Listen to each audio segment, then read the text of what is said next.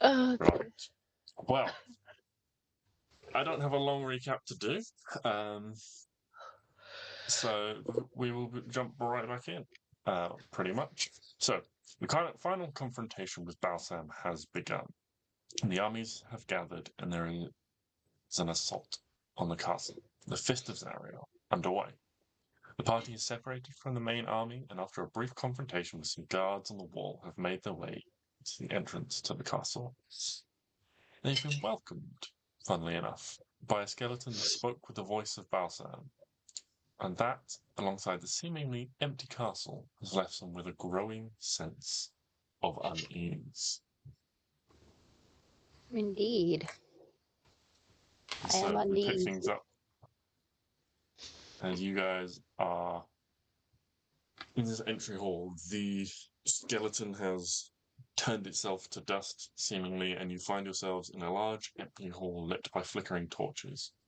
Once lavish, the plush carpets are now threadbare and dirty. A grand staircase rises high from one side of the room, and ahead of you lies a long corridor. Okay. Oh, Firstly, Stix would like to use Divine Sense. Okay. Be there any undead celestials, fiends, or aberrations within 60 feet of me? Oh, yes. You sense many, many undead. oh no. We're gonna die. Are they, like, I know where they are. Are they, like, invisible somewhere? I know the location. I know the location of them, basically. So there are many on the same level as you, is what you pick up at. And speaking of, almost materializing out of thin air, you see the ghostly figure of a female tiefling. She looks to be around her mid-50s. Some of her hair is a more whitish color in the translucent form. And she greets you all with a smile. Before turning to watch as you hear the sound of children laughing and the clack of wooden swords as two ghostly children go rushing by, dueling with a pair of wooden swords. She smiles at you all and says, "Hello." The kind one asked him to greet you. He said he wanted me to show you something, and to tell you how glad he is that you've come, and how terrible it is that you are here. Please, follow me. And she turns away from you, and then as she takes a step, she begins to sink into the floor. And she just walks away and down through the floor. Before she leaves, as she's sort of saying that, can I make a check to try and identify whether she's an illusion? You certainly can. Yeah, make an intelligence check. Is it you like have advantage with your divine sense. Yay! Is it like investigation? Yeah. Well, I've got investigation, but advantage 22. You don't think that it's an illusion. You think she is a ghost.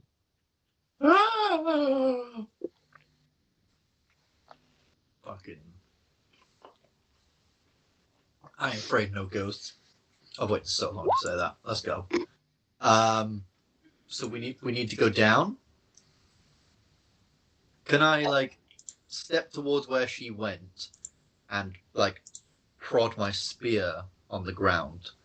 Is the ground a sort of illusion? Can I go through it? You tap the ground in front of you. The ground feels firm and solid. It's kind of a dull thud as you bash the haft of your spear on the floor through this sort of threadbare carpet. Is there a stairway or any other rooms to our left, right, or ahead of us? There is a stairway to your left that leads up, very clearly leads up, and there is a door directly ahead of you.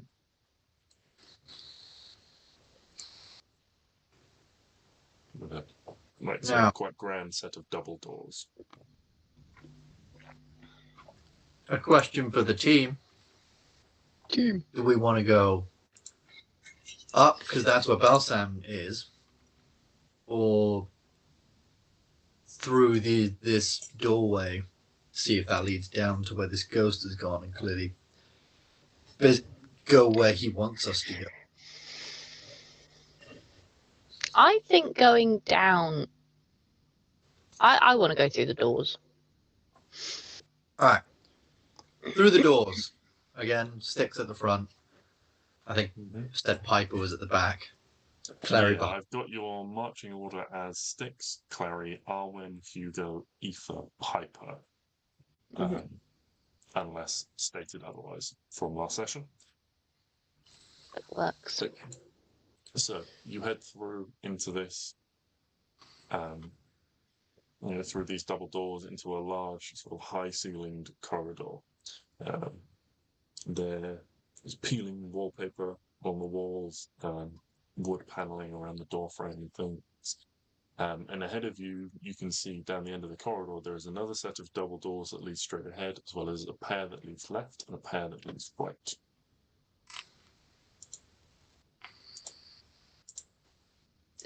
There's left, right, and straight. Correct. Hold on. I have learned from many years of D&D. I've learned what needs to be done. So this is the entrance way. What is happening? Would you like a blank page to draw on? Where's he No, drawing? I'll draw over the AI slop. So this is the long corridor. There was a stairway to the left. All that S. Wait, stairs going up or down? Up. They went up. So there's Kind of an staircase in arrow. the entry hall that went up. That's an arrow, basically. And then the As doorway. you were standing in the entrance hall, you could see the staircase went up, and looking up, you could see this very tall stairwell and sort of landings and staircases that sort of spiraled all the way around the square sides of the entryway. Yeah. All right. Bear in mind, I'm doing this with a mouse with my left hand on a sofa. So that's what we got. Perfect conditions then. Perfect conditions. And then we've gone through this doorway ahead of us. Mm-hmm. And there's a door on our left, pair of doors on our left, pair of doors on our right, and a door ahead of us. Yeah. Correct. So doorway left, a doorway right, and a doorway ahead. I think we go right. You think we go right? Yep. Alrighty. Okay. You head right. You find yourselves in a large, an opulent space. A long single table dominates the center of the room. Chandeliers of candles light the room automatically when you enter. Large windows look out over the castle's interior to the east, and two sets of double doors lead out onto a patio with a handful of tables out there.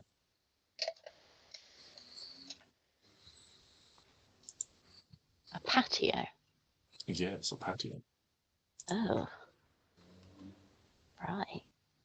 So basically, we're in like a big dining room. Correct. Is there any food on the table? Now is not the time for a snack.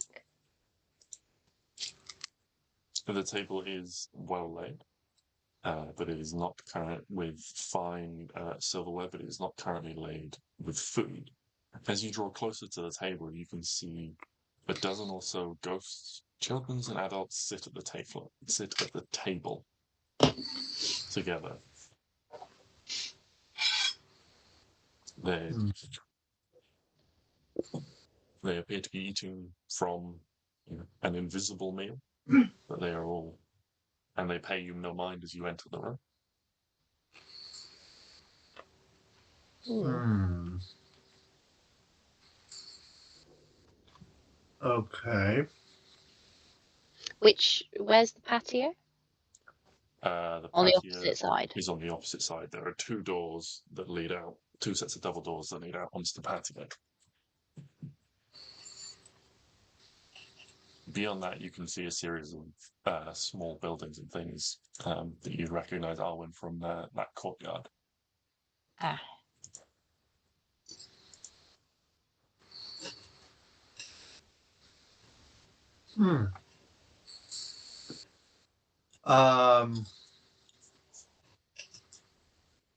I don't want to disturb any ghosts.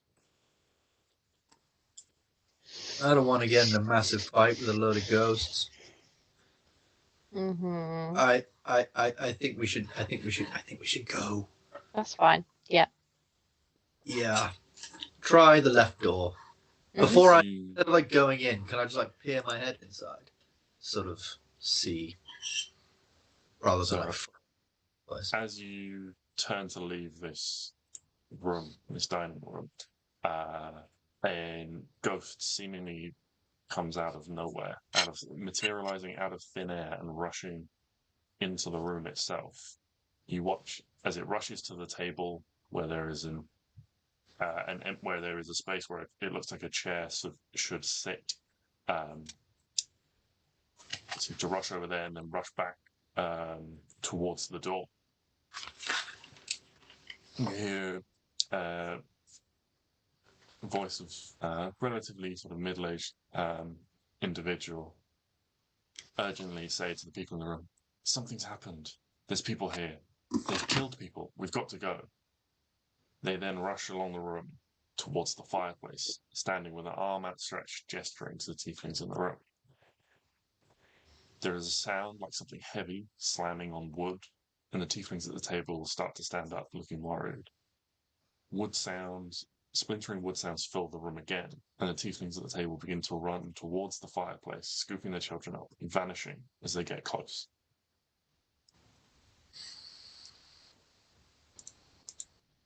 But you make your way back into the corridor. All these ghosts are of tieflings, right? They are indeed, yes. They are all tieflings. I'm thinking we're about to get a history lesson. Whoop whoop. Are we gonna get a Neo origin story? Oh, maybe. An origin story. You've gone to the right. Where would you like to go now? To the left? Neo Genesis. To the left, to the left. Okay.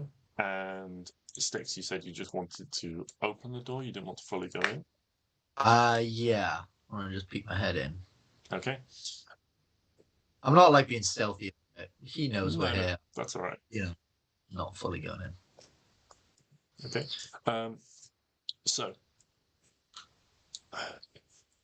the doors on this side, one is old and looks scuffed and aged. The other looks almost brand new. But you push open the doors and you find beyond a large ballroom. Moth-eaten curtains and tapestries hang from all the walls, designed to dampen the sound and reduce the echoes. And again, a set of doors leads out onto a patio outside. Along one wall is a low stone stage.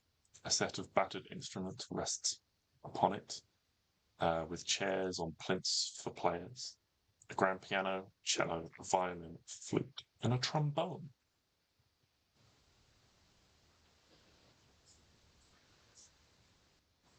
Cello, And violin, flute, a trombone. faint sound of orchestral music slowly drifts out into the corridor where you're standing. Can Piper try something? Wait, no. Sorry, are there any ghosts in here? In the corridor, no. Not at the moment. In the ballroom, yes. Are they dancing? They are, yeah. You kind of focus in deeply on the room, and you begin to see materializing pairs and individuals slowly sort of drifting around on the dance floor. They seem a little discordantly dressed, as if for different occasions, and occasionally they seem to bump into each other, but instead of bumping into each other, they seemingly pass through each other. What kind of clothes? Like, are they old-fashioned? Yes, Or- they would. You would consider them to be wearing clothes of an old-fashioned design. Okay.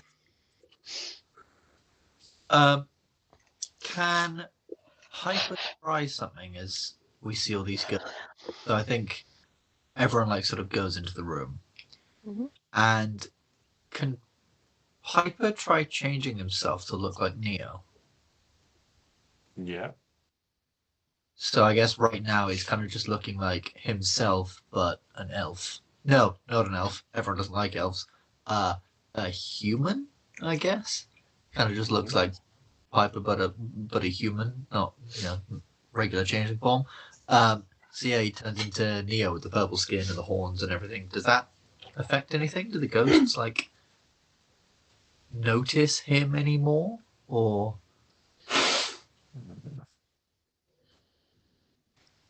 Make a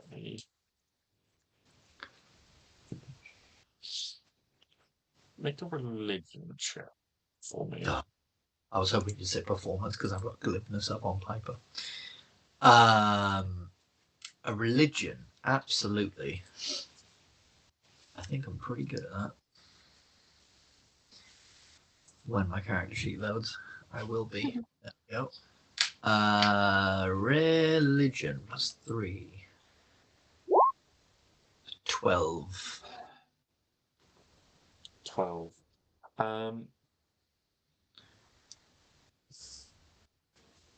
You don't get the sense that they're like strongly reacting. There may be you maybe see some of them, the ones that are I should clarify, the ones that are dressed I need that pen, come back here. The ones that are dressed in clothes that would be considered old fashioned would maybe sort of turn and recognize them. But there are some in here that are old fashioned, and there are some in here that are more modern. And the ones in the dining room were more modern. And it would be the Like old fashioned ones last week, sort of modern, or like last year sort of modern. okay. Right.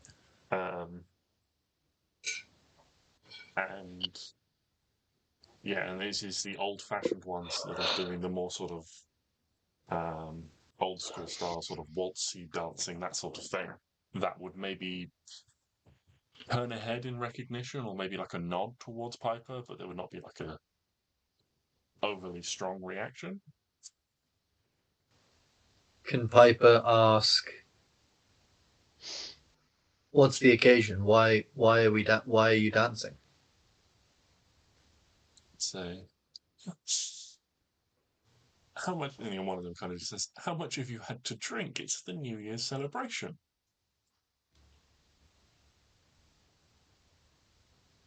Of course. Yeah. They're gonna have died on the New Year.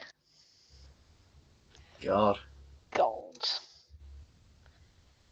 What do I know of this? I think Piper just smiles and says like, "Oh, of course. My apologies. Well, keep it up. You're doing marvelously." And just sort of takes a step back and turns around.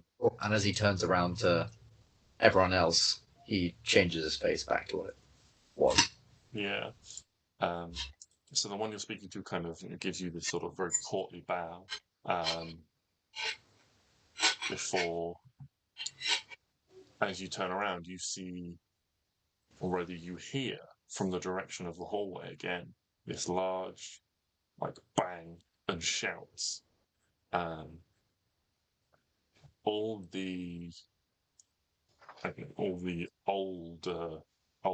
old-fashioned dressed ones, all those ghosts disappear.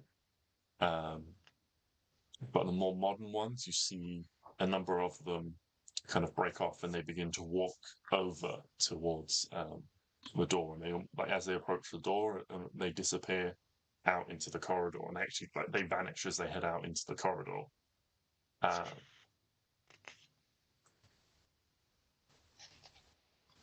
You hear the sound of screaming, followed by the sound of splintering wood. Several more tieflings rush forwards, arms raised, some drawing, sort of belt daggers and things like that. They swing as if to attack some sort of invisible creature, but they are swiftly cut down, and as they fall to the floor, they vanish. As they are falling, just a minor thing, can Stix look at, like, what's killing them? Is it like a blade? Are they being bludgeoned? Is it magic? Make a medicine check for me. L to the yeah.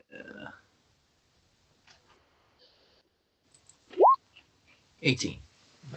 Yeah, you see, predominantly it seems to be a mixture of deep slash cuts, as well as what look like bite marks. Particularly, you notice a couple of them have, like, their throats torn out. Jesus Christ. Okay.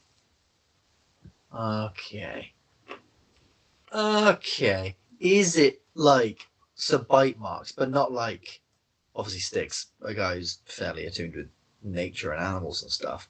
It's not like big, like, wolf bite marks. I'm assuming this is more like people or potentially vampire bite marks type thing. Yes, they are of a more humanoid proportion of jaws. Okay, cool. That's how I should have phrased it. Yes. Okay. Cool. Right. So they were all attacked by a bunch of fucking vampires. Fantastic. Jesus Christ.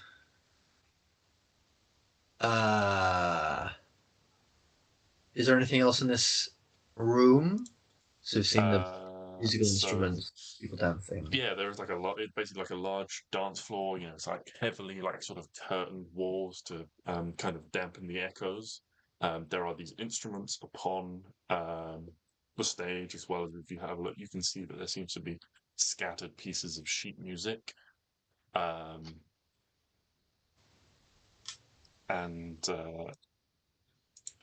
than that, there are the doors that would lead out onto the patio into the west courtyard. Out through the doors, you can see this courtyard, whereas this, like, large church sits, as well as some sort of, like, iron bordered sort of gardens. It looks like. Although it's difficult to make out much more, as the rain that started coming down when you entered the castle has gotten heavier and is clouding up the windows somewhat. Real rain or ghost rain? Real rain. Okay, should we head out and go through that main door at the end then? Yeah. Yeah, head out, go through the door. And head back into the corridor. So you head through the double doors and find yourself in another short corridor with another pair of double doors beyond. The short hall is lined with statues of heroic looking armored figures. And as you walk down, all the eyes and all the heads seem to turn to follow you.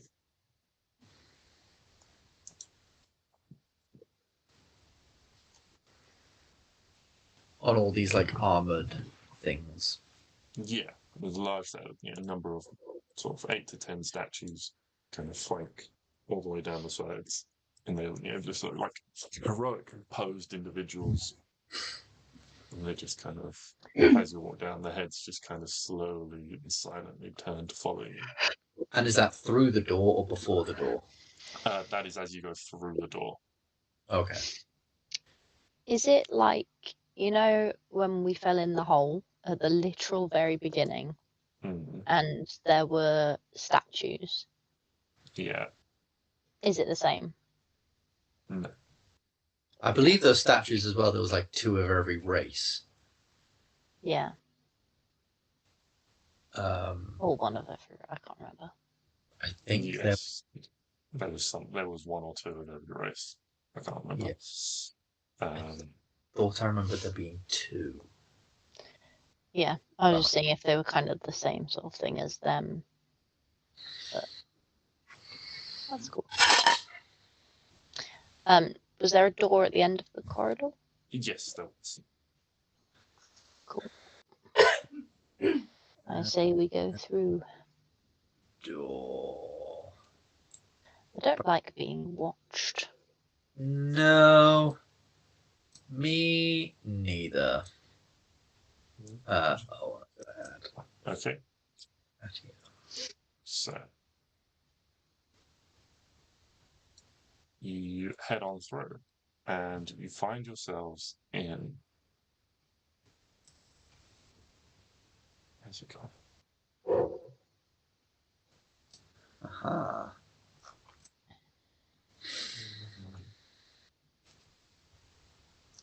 What number is it? 50. That's what it is. There it is. So you find yourself in what looks like a throne room. Jesus. I hope if I spelled throne correctly in my notes. The throne sits in front of 5 tall, thin windows, framed in stone, with many broken panes of glass. Above the 5 windows is a large circular stained glass window. Most of the small panes are broken, but the figure of a bald woman with a black and red feathered wings and a burning halo can still be made out. Promise it's not Elena. No, this is Zariel, right? Could they? I believe we saw a long time ago. I saw her in the Hell Shard. She saw her in the Hell Shard. We had a On moment. the throne sits a ghost of what looks to be a relatively bored-looking teenager, and 3 small children look like they're running around playing some sort of game.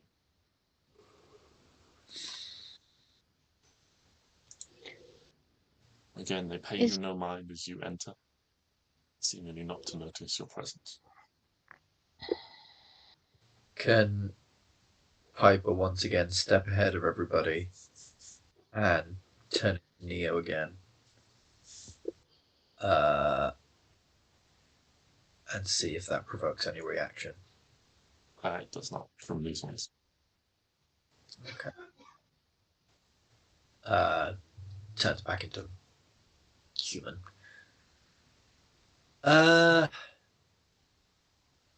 Interesting. Those are just kids playing. Do any of them happen to look familiar, like Neo, perhaps? Like a young Neo, maybe? Make an intelligence check. Intelligence. Ooh. When's Stix had a +2 intelligence? 21. Oh. You do not think that any of these look like a young Neo. Well, if what's happening outside is to be believed, they're not gonna ever look like an old anything. Indeed, maybe as that thought springs to mind, a sourceless, ghostly shriek seems to echo from outside the room, and all the ghosts look up, scared. The teenager gets to their feet, pulls a knife from their belt, and walks towards the door, disappearing as they do so. The children gather up near the foot of the throne, huddled together, when all of a sudden a ghostly head rolls across the floor into the center of the room. The children all scream and then disappear. Okay. Is it of the teenager? Yes, you recognize the teenager. It too, as the children disappear, so does it. The teenager's head rolls across the floor. Yeah, the ghostly head of the teenager. Yeah. No real teenagers are harmed. Tiefling ager. Unfortunately.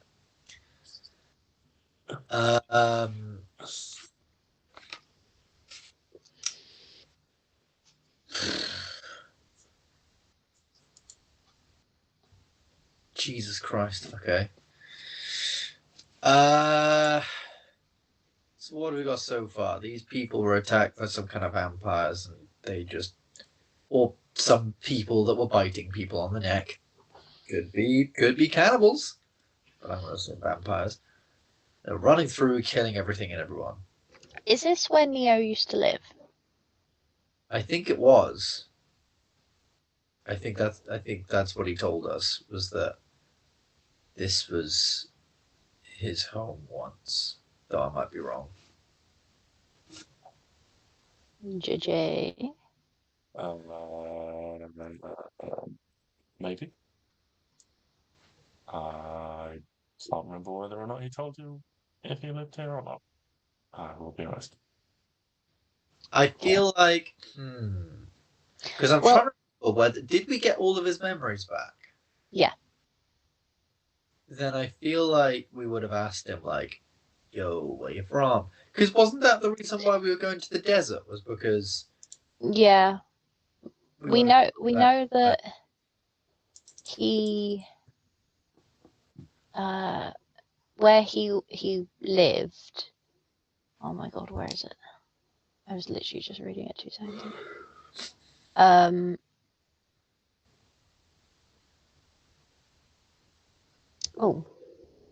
Oh my god, I'm sorry. I've just looked at my floor plan and realized I've forgotten to draw 2 doors.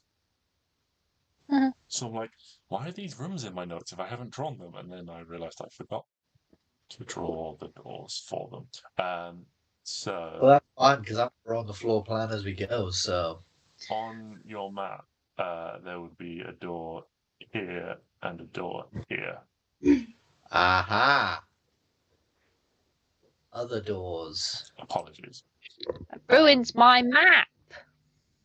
I am very sorry. Oh, I'm gonna have to put them down here.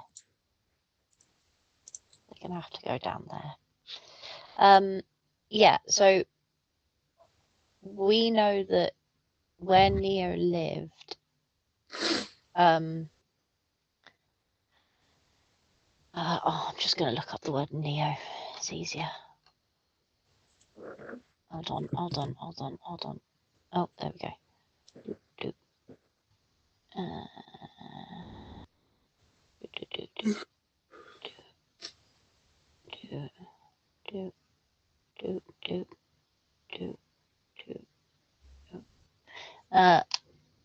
Yeah, the blood-sucking demons rose from where Neo was from, is what I have written down.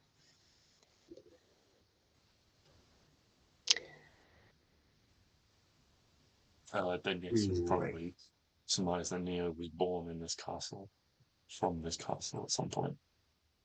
Great. And if the blood-sucking demons rose from where he was from, I'm going to guess that's what we're seeing in all these ghostly apparitions and shit. Mm-hmm. Fantastic. Love a bit of trauma. Me too. I think it's a bit late for us all to trauma bond. I think we've already kind of done that already. So this is just adding on. Can only enhance the bond.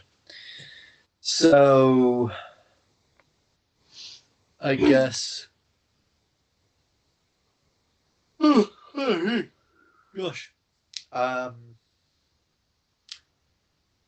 Oh yeah, God, there was 2 rooms like way back there that we never visited. Do we want to like go back and look at those? Oh yeah, why not? gosh, why did we just skip What a out great idea. 2 whole rooms? What silly people we are.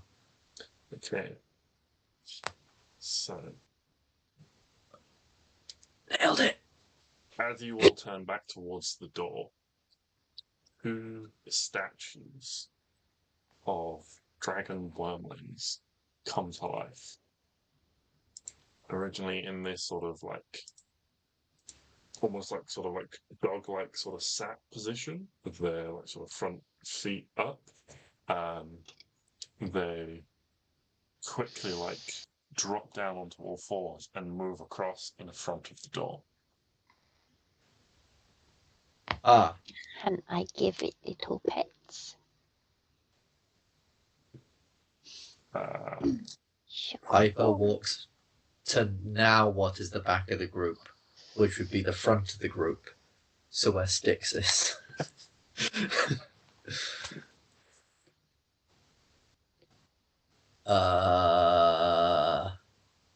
They're not like attacking us, they're just stood in the way. They are, yeah, they are physically barring the door, but they are not attacking you as of yet. I give it little strokes. Okay, yeah, you reach out and you touch it. It doesn't seem to respond to your touch in any way. One hand is petting the statue and the other is petting Hugo. Okay. Because otherwise Hugo feels left out.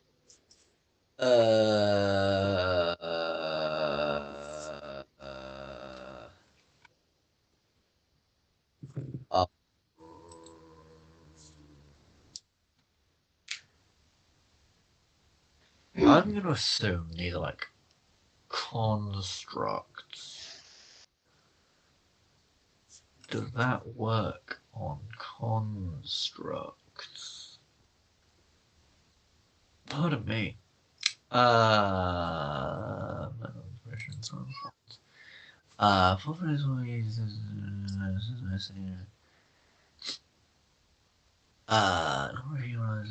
Number of humanoids. Fuck!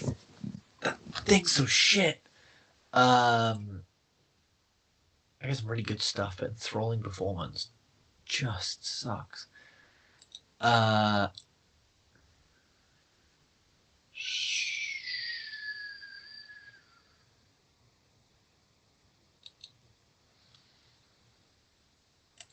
don't know. What do we do? Sorry. If I do try and walk past, what is it going to do? So, like, how close are you trying to get, basically? Like, you're currently stood right next to them. Mm-hmm. Um, I'll just try and squeeze in between. So as you like try and move between them, they move as well to try and physically block your exit.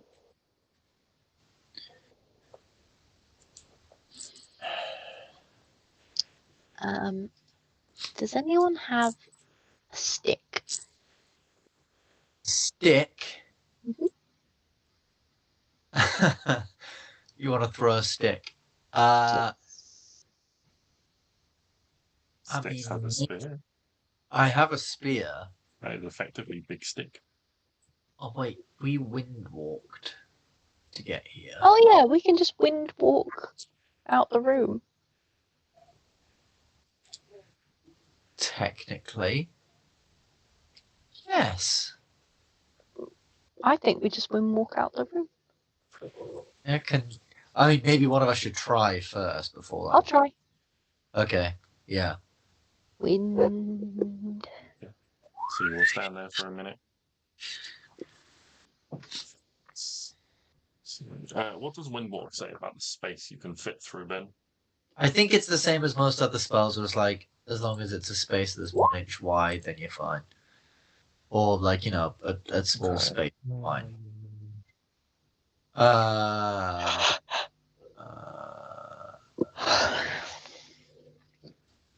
Okay, since you take on a gaseous form, let's have a look at that spell. Gaseous. Actually, yeah, it doesn't say anything.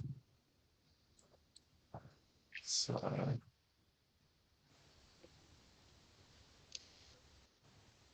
I think we've had this discussion before, and we can get through like tiny gaps. Yeah, I feel like we got through a small gap before. Did we go through like a lock? Or you can crack pop in a small door? holes in narrow openings, or even mere cracks. That's the spell gaseous form, which it says you take on a gaseous form. Yeah, so Arwen, you take on this form and you drift towards the doors, which have swung shut behind you. As you pass, these things again try and move to block you, but as you kind of pass over and around them, towards the door, as you basically get between them and the door, both their heads turn around. You all see a orange glow begin to rapidly expand within their chest and then their throat, and then they both breathe fire on you, Arwen. You are resistant to this damage. What, from something from you? Oh no, it says resistance to damage from non-magical weapons. I guess you're not resistant to this damage. Is it a magical weapon? It is not. It is a creature's ability. There you go, so I am resistant. But yeah, So can you I'm make double two resistant. dexterity saving throws, please? Yes. I can.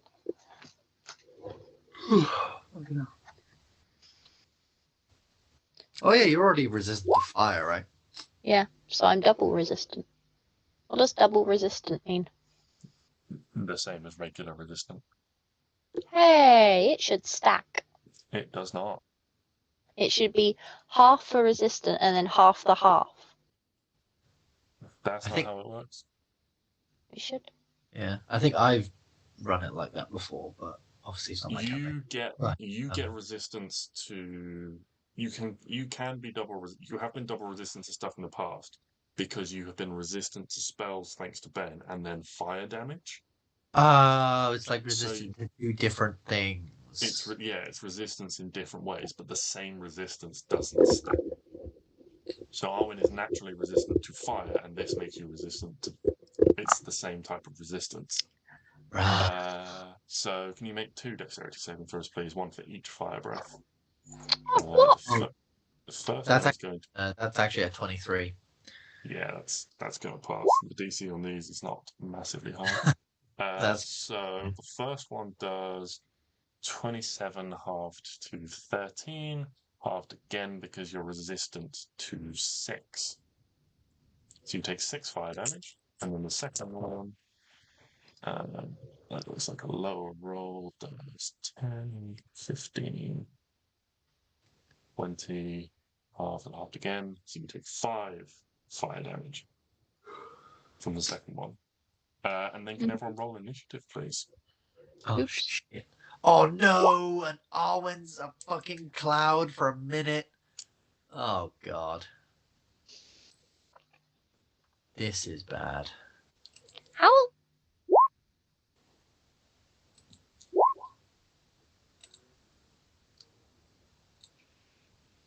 So you have advantage. Oh, because I rolled an 18.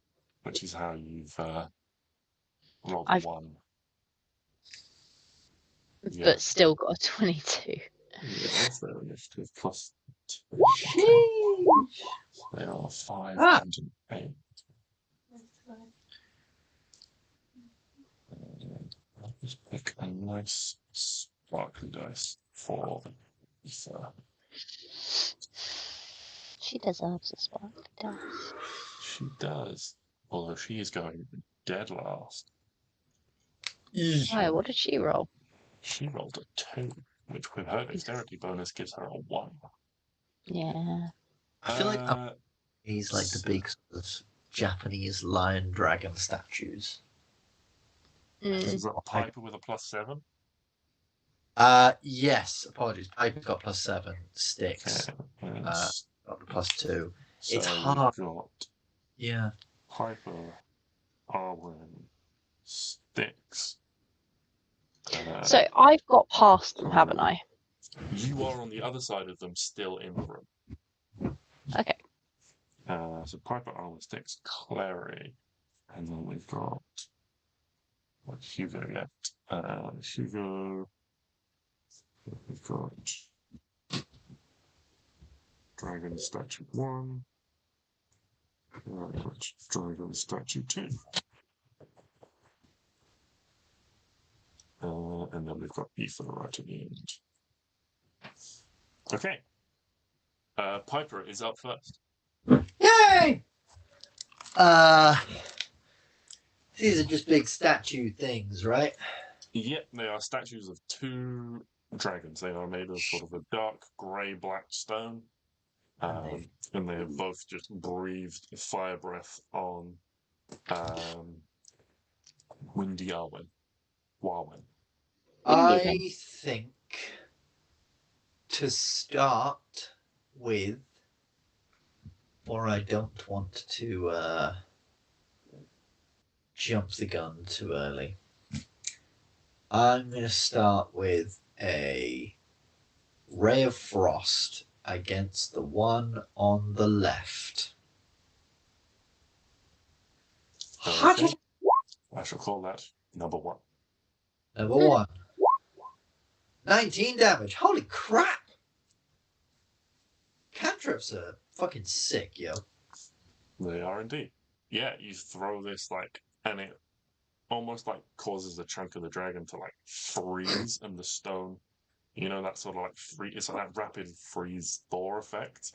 But kind of the force of this hitting it kind of penetrates into the stone, which then seems to freeze over, and a bit of it a chunk of it kind of falls away, and the dragon's head kind of whips around in your direction. And then I run behind the biggest person who is probably Stix. Okay. And give...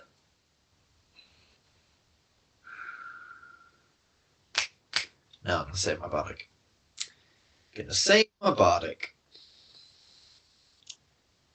That is me. Okay. Arwen, you're made of Can wood. Yes. Can I go through the door? Yes, you can squeeze through the gap in the door. I would like to squeeze through the gap in the door. Okay, you find yourself in the corridor on the outside filled with statues. Are the statues looking at me? They are looking at you. Do they seem bothered?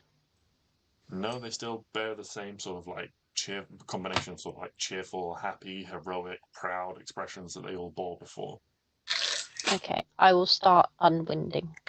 Okay, you start to unwind. Yes. Stix is going to do Stix things, and he's going to charge up to the one that Piper hit, and I guess he's going to start whacking? I guess? Yeah. Okay. That could be fun. No, I'm not gonna waste valuable spell slots. Who do they think I am? So I'm just gonna whack it twice with my spear. Where's Starfall Spear? There it is. Okay. 8. They would 19. both hit. Yay! First attack, 16 damage. Second attack, 10 damage.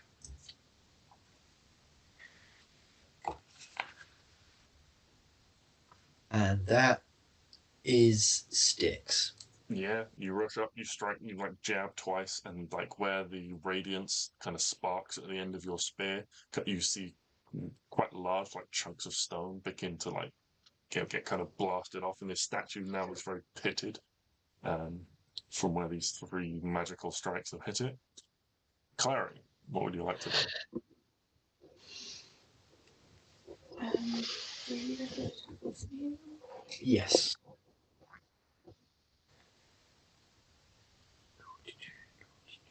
How many are there? 2, and you both attack the same one. Yes. Okay, then Well, Arwen's made a win, so I've attacked the same one. Oh, sorry. Yeah, you. As my different characters. I forgot that there's. You've got two. We need Ben needs his Piper hat back. Oh! Oh, yeah.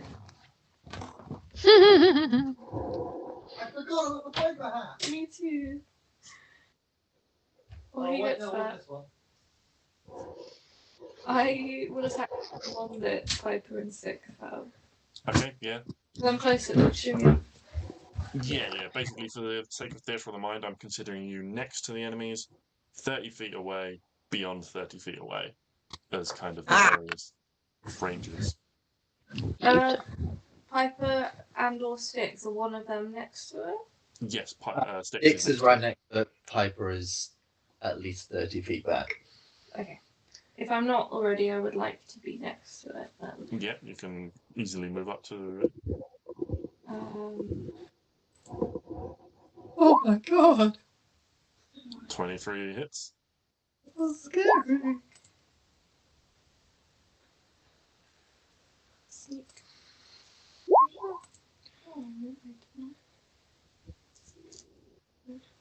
Lord fucking hell. 42? Fucking 3 sixes, 2 Jesus. 5s, 2 4s, and a 1. fucking. Oh, 3 5s. So. Don't mind me, I'm just going to add a quick 0 to Balsam's health. No. 50 fucking HP. It's fine, I'll just add a 5th stage. Yeah, so Klari, you like run up and you slash with your moon blade, kind of connecting to one of these points, like maybe on the statue's like shoulder where Stix jabbed it with his spear. And as you connect into this, the blade, the magical energy just seems to transfer through the whole of this statue, and it just immediately crumbles just into rubble or pieces as you slice through it. Nailed it.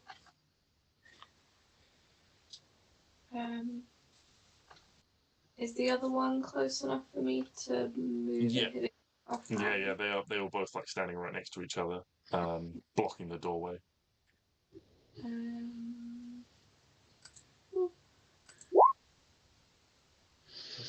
Yeah, 30 hits. And then 12 damage to the second one. That's a 10. Right down 12, man. Okay. Any bonus actions on your turn? Oh, that's right. That was obviously a bonus Oh, of action. course, that was your bonus action to do. Yes. Yeah. Stay where I am. So, and Okay. Hugo. Ooh. He is going to bonus action help. Okay. He's going to help Piper. Okay. Did Piper Yay. back before? Yeah. Yeah. Cool.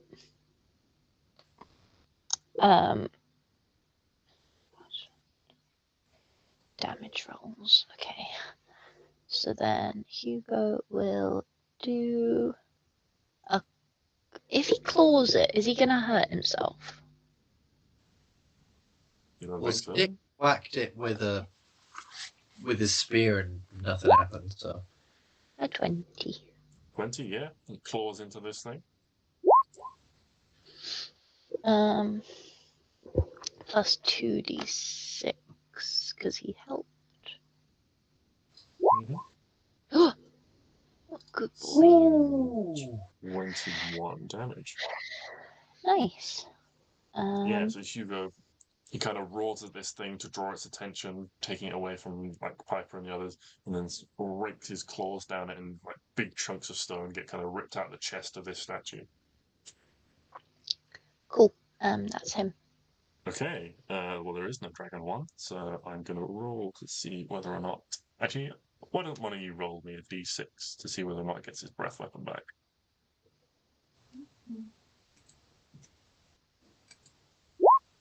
A 4. It does not, so it is going to make 2 rend attacks against Hugo, as he was the last thing to attack it. 15 and a 17, so a 21 and a 23 to hit Hugo. 21 and a... And a 23. Yeah. Okay, so he's going to take...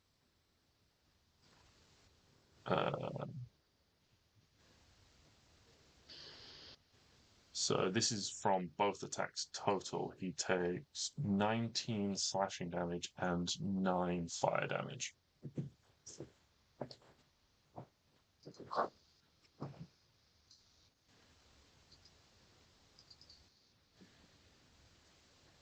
And then it is Aoife's go. So what would you like Aoife to do?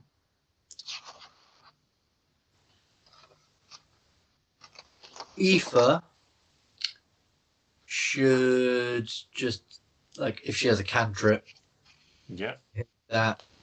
Okay. So she's going to cast something a basic. Sacred Flame. So I'll just say go for the dragon, which is going to be a 15, which is not going to pass. So spellcaster should be 12. So that was 3d8.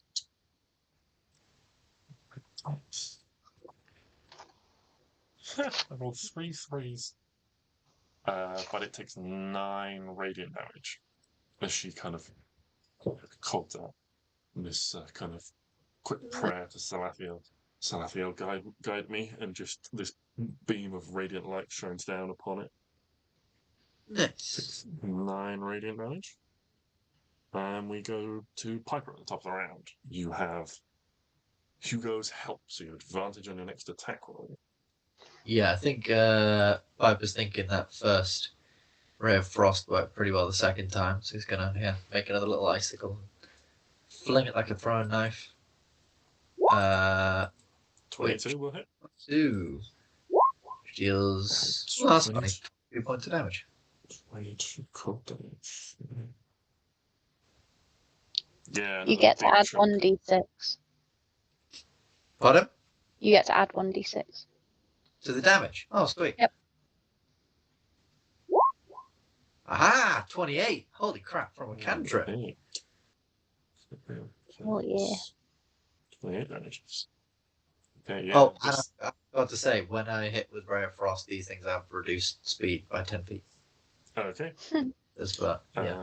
Yeah. So you hit this thing with like a ray of frost, and you can like blast off like a chunk of the side of its head, so it's now got like a bit scooped out of it. It's only got one eye that then turns to look at Piper.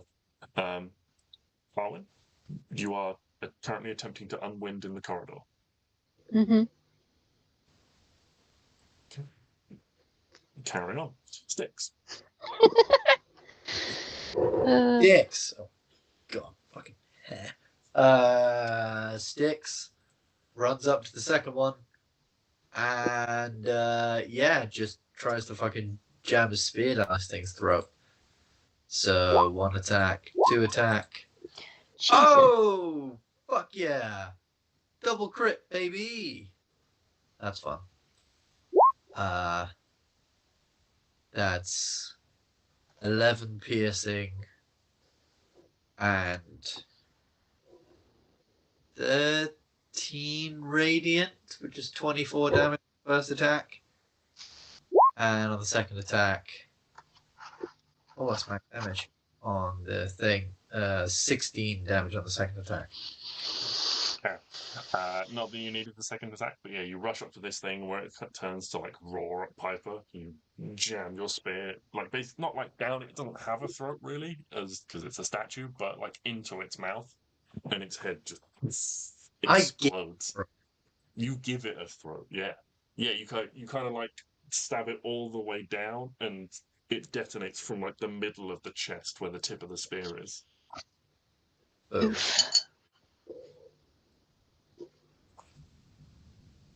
Well, that was interesting.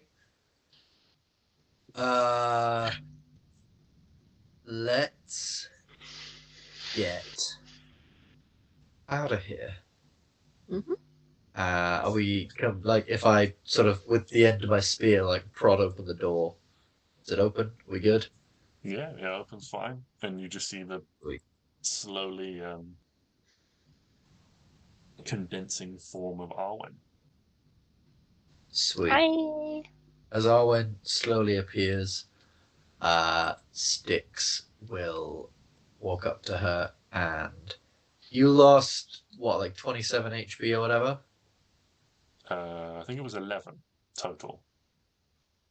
Because there's 27 Oh, got halved to 13, and the 13 got halved to 6, and then one of them was 20, which got halved to 10, which got halved yes. to 5. So Stix will heal you for 10 hit points.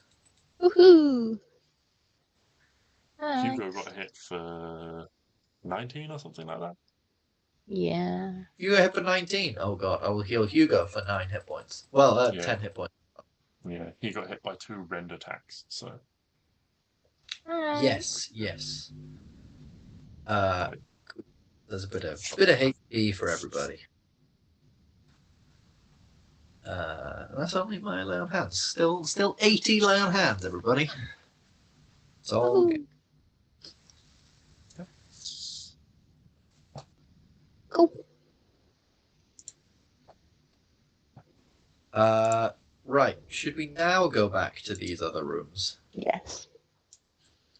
So, just inside the doors to the entrance hall, there are 2 doors to the left and to the right. Which would you like to go through first? Left. Left, indeed. Left. Okay. So you find yourselves in a small circular room. The wall is lined with 9 angelic figures, each with their hand outstretched, palms towards the center of the room. The thumb tips and index fingers are touching to sort of form a triangle shape, like that. You said there's 9 figures. There are 9 of them, yes. Do they look like... Are they different races? Or are they all the same race? They all tieflings. There looks to be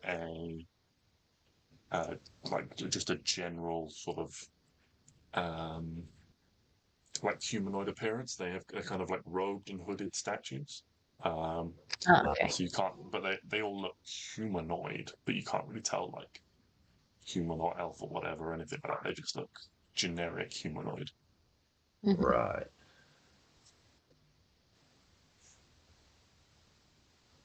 What happens is so are they all doing the pointing thing into the middle of the room? Yeah, so they're all like doing like that with their hands towards the center of the room, and on the floor in the center of the room is a large, what looks to be like a teleportation circle you'd recognize.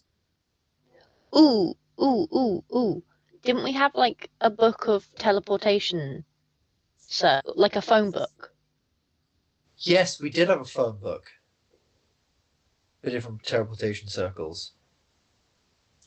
Can we identify what, like, where this goes? Oh, don't fucking tell me. I think I used to have teleportation circle on Piper and I got rid of it. Oops. So a teleportation circle, it doesn't necessarily specifically lead anywhere. It's used as a focal point for teleportation, mainly to return to that point.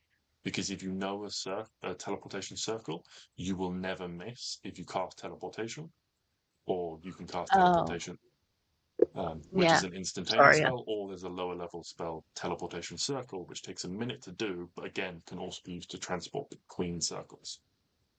Well, should we maybe note this one down? Is there any spare pages in that book? Should we like make a quick doodle of it? Can I check if it's in here already? It's definitely not in there already. Oh, I'm gonna draw it on like the page with all the like printing information. You know, when books get printed. Oh yeah, like one of the front Or the pages. legal shit. Right. Okay, It's a I feel like phone there's- book. Yeah. Oh, okay. I draw it there. You make a note of this teleportation. Okay. Does anyone go into the room? Piper, you go.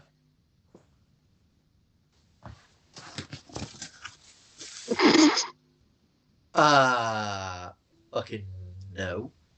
Okay, Stix, you go. Yeah. Yeah, Stix just walks in, spear out, and looks back at Piper and is like, do the thing again with the face. You know. And yeah, Piper sort of over Stix's shoulder, changes and looks like Neo as he sort of slowly walks in. Is Piper walking in as well? Yeah. Okay, so So like and Stix Piper is are there walking like shield up in. Yeah. with his spear out, and then Piper's kinda like over his shoulder looking like Neo. Okay. Remind me what Scale. your ACs are again, please. Oh, Son of Jesus. a bitch. Stix's AC is 23. Piper's AC is I think it's 17. Okay, let me just double check how many statues are in here. Oh god. 9 statues. Okay. So you watch as light begins to glow in the empty space of the triangle. I'm just going to do these back and forth between you. So the first one is going to miss Stix. Going to miss Piper. Going to miss Stix. Right, let's switch dice. That was shit. Oh, it's good. Going to miss... sorry, what did you say Piper's AC was again? 17. 17. So that's going to be 1 against Piper. So One against no, 1 Piper. against Piper. Stix. It's going to miss. What are we on now? That's 5, I think. Stix. No, Piper. It's going to be 2 on Piper. Go Piper. Stix. 1 on Stix. 1 on Stix. And 3 on Piper. 3 on Piper. And 2 on Stix. 2 on So these are spells. So 3 on. It's called Disintegrate. No, it's not disintegrate. Right, hold on, let me do some math real quick. I'm very worried. 10.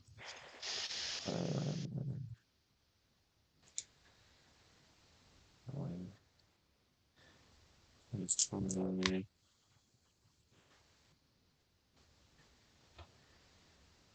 37 on Piper, halved to 18. There's 3 of these bolts managed to land, and then 2 on Stix. Ow. Oh, that's a much higher roll on the first one. That's 19 on the first one, and 29. That's the same damage actually on Stix for 2 attacks. As basically like between the 2 of you, you get hit by 5 guiding bolts. Ow. How much damage was that? 19 each. Oh, that's not too bad. Wait, Sorry, 18. 19 per statue, or? No, 18 total to Stix, Oh, and that's 18 not that total to bad. Piper. That's not so Uh, bad. And then we run. How far into the? Have we literally just got into the room? Like as you basically like cross, like these statues are like half built into the wall, so like the back of their heads and the shoulders and things are like in the wall, and then where the arms kind of reach out to, at the tip of those begins the circle. A question. Probably should have raised this beforehand. Said like Stix is in front of Piper. With the Could shield. I argue that Stix acts as cover for Piper? You could if it was like a ring, basically. Oh, yeah, fair enough. Okay, in which case we immediately run out of the room. Okay. Yeah. Both now slightly glowing for about 6 seconds and then not glowing anymore. I think shit. for a minute. Oh, That's cool. Great. Fucking ow. Okay, let's check that other room. Yeah. Hold on. Is there if Stix peeks his head in, just like peeks his head through the door kind of thing, Yeah. can we see anything? So we see these 9 statues. Is there anything else? Is there like big chest in the middle or something like that? So there, at the base of each statue, there is they're on like a plinth, and there are some runes carved into the plinth, as well as a small bowl, like a small sort of like brass, like flat disc-shaped bowl, where you imagine you might put components or something like that might be used for teleportation to specific places, maybe.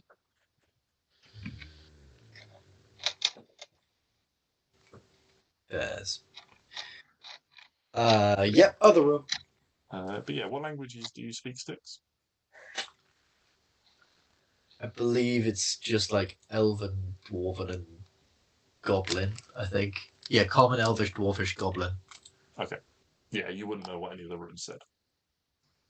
Okay. Aww. None of them happen to be Draconic, do they? Because that's what Piper speaks, and he also. They are not. Okay, never mind then. Someone say the words.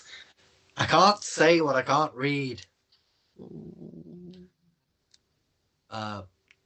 Well, I think noticing there's some runes there, be like, hey, anyone speak languages that might relate to something that's in there? Yes, Some weird ass runes in there. probably. You're good with magic, and Arwen. I mean, you can't read, so I don't know what you're Can getting about. Aoife speak any of them? No, she would not read any of these. She doesn't read. No, she would not read any of these symbols because they are not in a language that she can speak. Is it infernal? Oh, I always get my infernal and my abyssal mixed up. Abyssal is demons from the abyss. Infernal is, I believe, devil from This flames. would be infernal. This was such a stressful decision when I was picking between infernal and abyssal which one I would speak. So it's really good to know that I picked the right one. Yes, so you would see, Klari, that these all have the names of different planes on them. So they say things like Boeing Shadowfell. 747. Yes, one says Spitfire, one says Hurricane, one says Messerschmitt. Oh god. One says Boeing 747, and one says Boeing 746, and one says Boeing 745. I don't know how. One says A380. Yeah. Yeah. And then no, so they all say things like private. Shadowfell, Feywild, things like that. Cool. Question: what are the 9 planes? What are the 9 planes? Yeah, because there's, material plane, Feywild, Shadowfell, ethereal. Yes. Read them all out from all of the statues. Yeah, Klari, can you just read them all out? Because you know what, we've been to so many planes now. I would love to know what they all are before we, maybe we'll all go on some adventure to them all one day. That would be fun. So, you have the 9 hells, you have the abyss, the Feywild, and the Shadowfell. Yeah. 6, 5 more. You're doing great. You have a number of material planes. A number of material planes. Yeah, a number of material planes. Sure, okay, fine, fuck it. You know what? You've got Mount Celeste, Biopia, Elysium, Beastlands of Borea, Asgard, Limbo, Pandemonium, Abyss, Cassia, Hades. I haven't fucking named what each statue goes to. They're just various planes. Fucking DM doesn't know the plane. 0 out of 10. Don't guiding bolt you again. Catching a stray. Pow! Rocks falls, Piper dies, and so does Stix. Oh no! What specific rocks falling? Rocks falls, Stix doesn't die, but he levels down. So he Oh, can that's never use his worse. big paladin ability. That's like I would cry. If I go through this whole fucking thing and I don't get to use the one thing that I've been saving up for 5 years, I'm gonna cry so hard. Literally the only reason I haven't multi-class paladin in the bar. Down Stix in first turn of boss fight. Oh god. If leveling up and leveling down was easier, that would be a really interesting boss mechanic if you could level you down. Oh, yeah. It would be so complicated. You're like, right, guys, I need you to come to this fight. I need you to prepare sheets for levels at the level you're at and up to 4 levels below. Yeah. Or just in the middle of the fight. Right, let me just roll my hit points up again. Yeah. you almost need to like keep track of, like, have a screenshot of your character sheet every time you level up. Yeah. Yeah, they just sort of track your HP and stuff separately to all of that, I guess. And yeah, I don't really know how it would work. I guess the only way you could do it is like take away like proficiency bonuses. You know, Yeah. it's about all I can think of. What was I going to say? Oh, I was going to say something, but I've completely forgotten. I'm gonna say I don't care about this room. Let's go to the next. Yes, the next room, not the one with all the blast. The other one. Yeah. Okay, so you push open the door to this room and you find yourselves in a large, dimly lit stone room. All around, like along sort of one side, you can see that there are like, multiple fireplaces standing cold and empty, and hanging over them are what look to be large cookpots. Across the Oh, room, you can kitchen. see that there are a couple of other doors as well. A big kind of table stands in the center of the room. Like hanging over it are like big pots and pans and stuff like that on this big like central rack. And you can see sort of like chopping boards and knives on the table in the center of it. Okay. Where are the other doors? On the opposite side of the room. Yeah, they're just on like the far side of the room. Are they like pantries? So you cross the room, push open the door, and your senses are kind of assaulted by a very like dank, musty, slightly sweet smell. And as you look around the room, you can see that yes, this probably was some sort of storeroom once, and a large amount of something has rotted away in here, and there are several different types of mushrooms growing. Yee. But yeah, you recognize some of these mushrooms as containing different properties. I think. Would I? As I grew up in, so.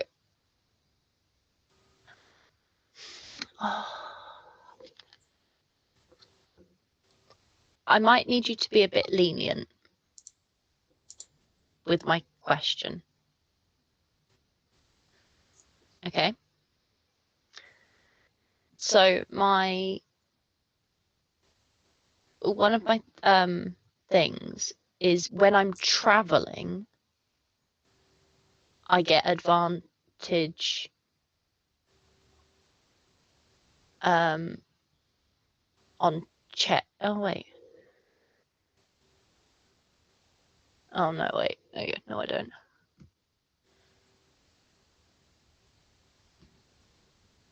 No, I lied. Is the Oh. question coming, or shall I move on? Yes. No. It is coming. Okay. Okay. So mushrooms come from forests, correct? Some of them do, yes. Cool. Some of them come And from grasslands. underground places, caverns and caves and things like that. Okay. Some of them are cultivated and grown similar to crops, depending on the conditions.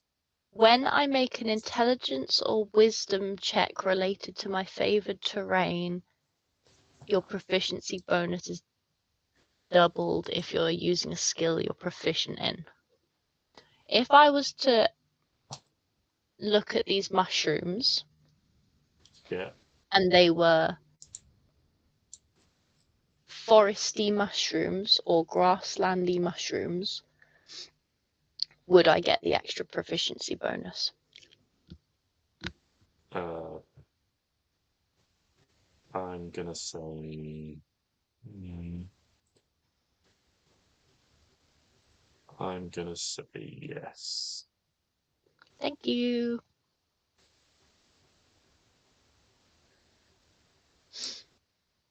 Cool. So you I'm want gonna to try look. and identify the mushrooms? Yes. Can I use survival? No, this would be a nature check. Fuck. So this Can is I have proficiency in nature, and I give her the help action? You certainly can. Yay. What does help do? Give you advantage. Oh. So 14. Okay. All of that for nothing. Not even proficient Okay. in nature. Roll me 3d4. Maybe the first druid ever to not be proficient in nature. Well, when I was doing all that, I was still a ranger. Roll me another one. Just so you get 3 different numbers. Okay. No. Another one. Okay. So right. Okay. So you identify 3 of the 4 mushroom types that are there. You identify one of them is flightless dragonbane, which is a naturally poisonous mushroom to dragons. I make Hugo sit outside. He wants to come in more now. No! Piper just walks out and joins him. Like, trying to play it off like, yeah, I'll look after him, don't worry, but really it's because the last room he went into, he got shot, so. You identify one of them as brown cap, which is nourishing protein, which when consumed gives 1 hit dice worth of HP. Ooh. And you identify the third out of the 4 of these as dragon funnel. A family of white mushrooms have a funnel shaped, have coloured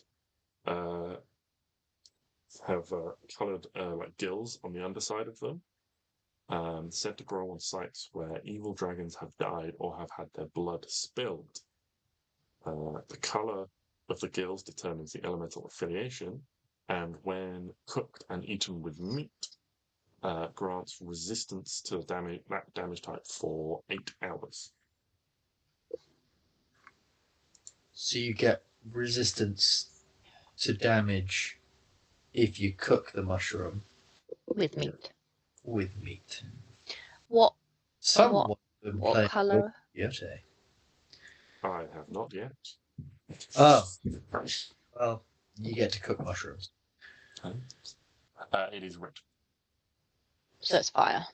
Yeah.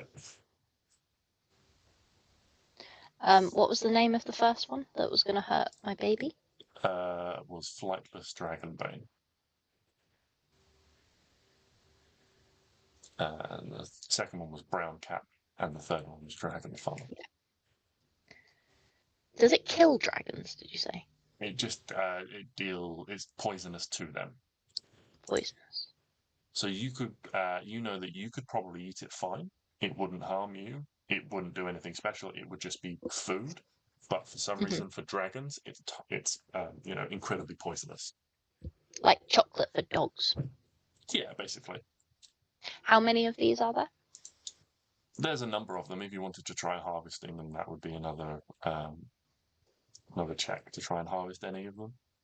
Yeah, I'll pick some. Okay. Any in particular?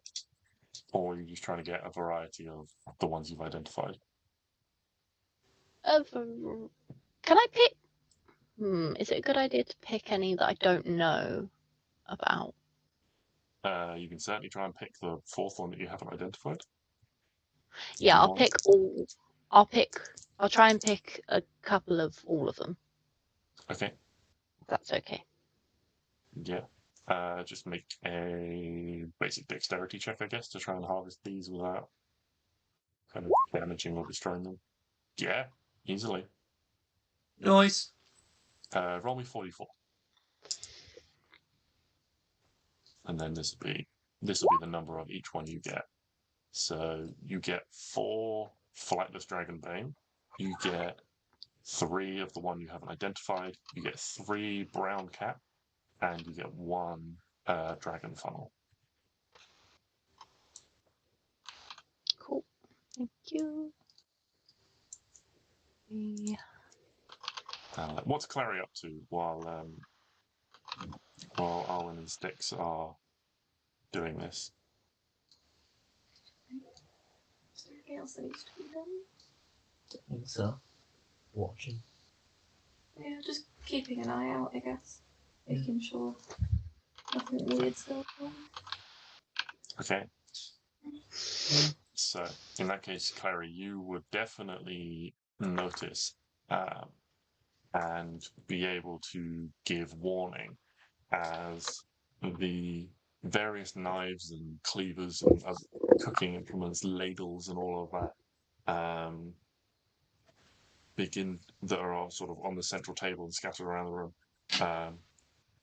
kind of rise into the air and clump together to form 2 groups, almost like shoals of like fishes, but made of knives and things of deadly weapons. And one group like swings towards Piper and Hugo where they're at, but thanks to your alertness and your shout, they're able to duck out of the way. But these 2 swarms of deadly cutlery have risen into the air.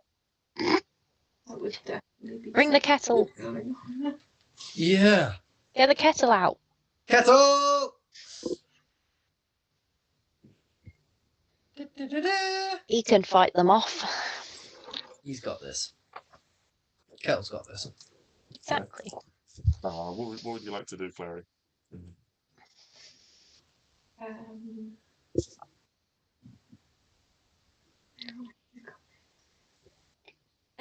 Do they remain balls of cutlery, or have they like? Yeah, so they're like swarms of cutlery. One of them is like swooped towards Piper and Hugo, and they've like flattened themselves to the floor and like ducked out of the way. And they kind of like turned around in the air, and you think that they're like going to come back and probably try and attack them again. And the other one is kind of like they're all, imagine it like a school of fish. They're all like pointing in a certain direction. The other one is like pointing towards you.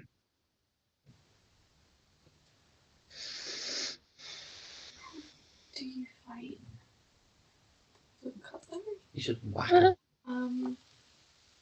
I'll try throwing a dagger at one of them. If this adds to the group of them, I'm gonna. I think you need to whack them with something. Yeah, no, I probably shouldn't throw a lightning dagger at it. I thought about a firebolt, but I'm worried it's just gonna then be really hot. That would certainly be really annoying. I don't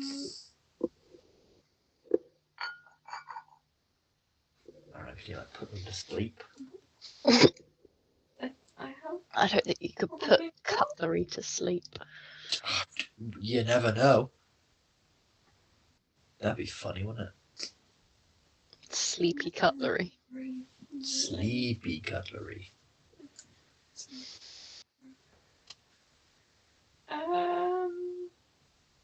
Oh, I didn't Yeah, I realize. find myself asking myself questions that I never thought I'd ask. Which is, how would cutlery behave if it was sleeping? Can you sneak attack cutlery? Easy. Frank. They'd all be spooning.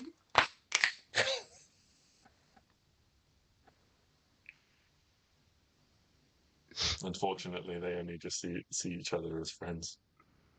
Ah. Jesus Christ. Or maybe they're really horny and they have a good fork. It's completely gone. Well, then they're not sleeping, are they? No, it's true. Oh dear.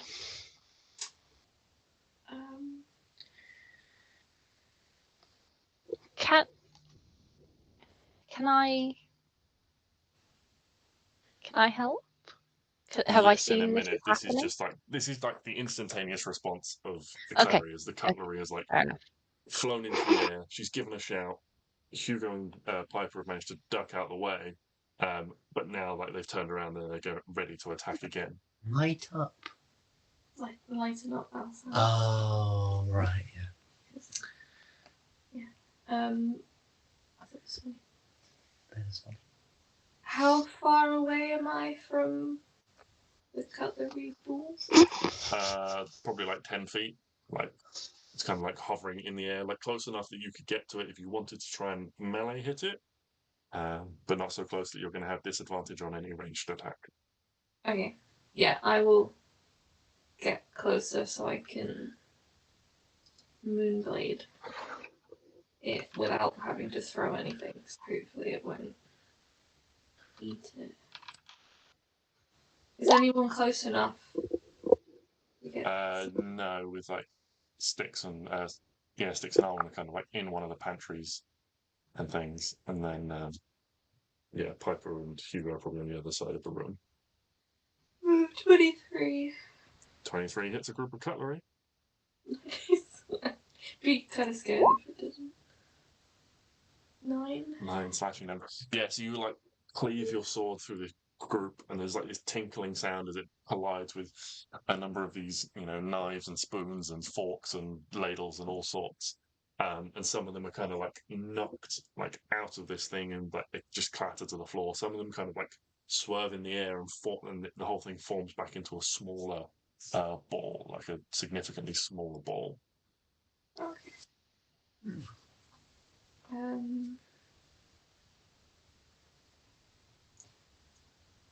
Do I want to hit it with lightning? Do I think that's a good idea? Yeah, go for it. And I will offhand stab at it with my group elements. Okay. 22? 22 hits.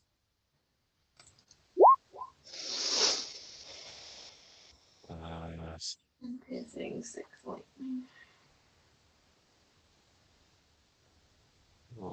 So you like stab into this thing, and the lightning kind of like seems to burst like through it. It gets conducted from cutlery to cutlery to cutlery to cutlery, and the whole thing just kind of goes and like all like you see like it's almost like bending in on itself, the different pieces of cutlery, and it kind of just blasts out with like a kind of like the force of the lightning just causes it to all just like scatter across the room, and there's one cutlery down. One cutlery swarm down. The other one is going to turn around and make an attack against Piper. For. I mean. Ah! That is unfortunately a 17 to hit you, Piper. Beats it. You take 6 slashing damage as cutlery whirls towards you and Hugo. But then you and Hugo have a chance to 47 respond. Taken 47 damages, Piper. So far. In response, Piper kind of freaks out for a second. And then pulls out his sword, his force blade, or sword of force, I believe it's called, and casts Green Flame Blade. I don't really know. Is that done an attack roll or is that? No, it's done nothing. That has done absolutely nothing. Good job. So, Green Flame Blade. I don't know if it's set up as an attack or anything like that. Oh well. No, it's not set up as an attack, but that's fine. I'm just gonna pull it out and wham. I only get one attack now, and that's an 11. Is that is Green Flame Blade a melee attack or is it a spell attack? Green Flame Blade is a melee attack. Make attack. And yeah. Yeah. Unfortunately, this swarm of cutlery is quite fast in the air, and as Piper swipes towards it, it kind of almost like divides itself in two around the blade and then forms back up again. Bonus action, Piper? Yeah. Bonus action. Don't think he really has a good one to use. I, again, don't really want to be using my bardic inspiration at this stage. Okay. Then No. Acid, make a dex save, silly cutlery. That is a 10 on the dex save. So it Take takes 8 acid. 8 acid damage. He's also Yeah. then going to hide. Okay. Yeah. You like, I imagine, like under the table in the middle of the room. Yeah, so Hugo like spits acid on this thing, it kind of splashes on some of the walls and things and like starts to drip down the tiles. Kind of covers this kind of ball, which they almost like immediately like spin in a quick tornado, and the acid is kind of like flicked off. But as it does so, a few of the bits of cutlery that were on the exterior kind of like fly off as it spins around and just clatter to the walls and floor.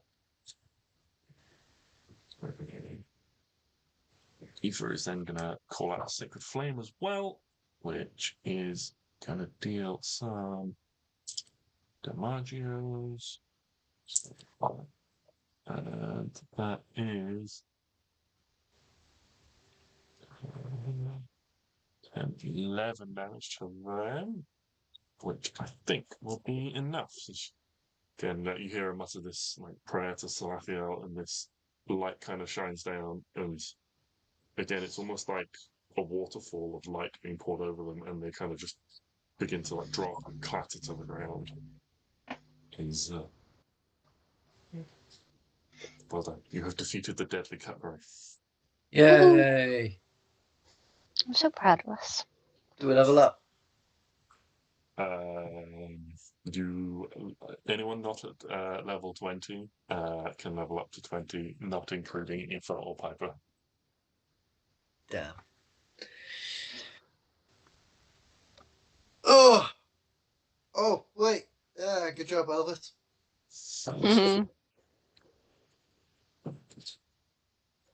I realized the other day that I did say that I brought Elvis. Or at least I said I summoned him, but then we never did anything with him. No, so, it made sense that when you were on the march and things like that, you would have ridden Elvis and things. Yeah, you could either have dismissed him or put him in the care of someone, like Regis or Matilda to aid them.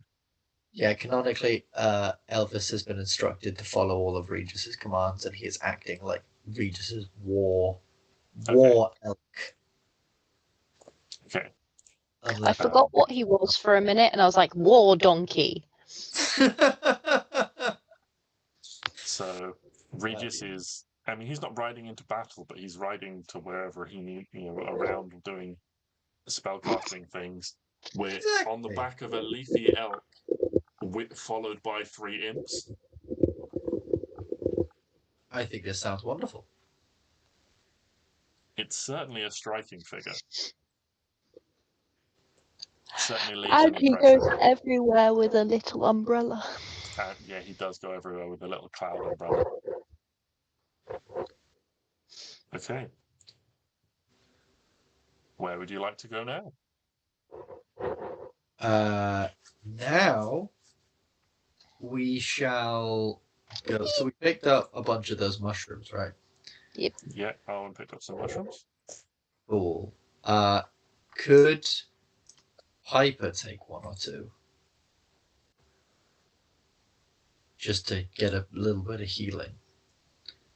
Because he's lost 47 hit points. Yeah. How many brown caps did I get? If Piper's looking rough, Ether will also cast Cure Wounds on him for 12 HP. Oh, yeah. Oh. I mean, if you want more healing, obviously, just like she has more spell slots. It's just up to you. Like again, the same with your own spell slots. Like how much of them do you want to use now? How much do you want to save? Yeah, that's fair. Yeah, don't need loads of healing. Just thought. Yeah, so you got 3 of the brown caps, which allow you to use a hit dice. Okay. Do you want to use? Do you mind if I use one of those now? Yeah, that's fine. Cool. Piper uses one of his hit dice.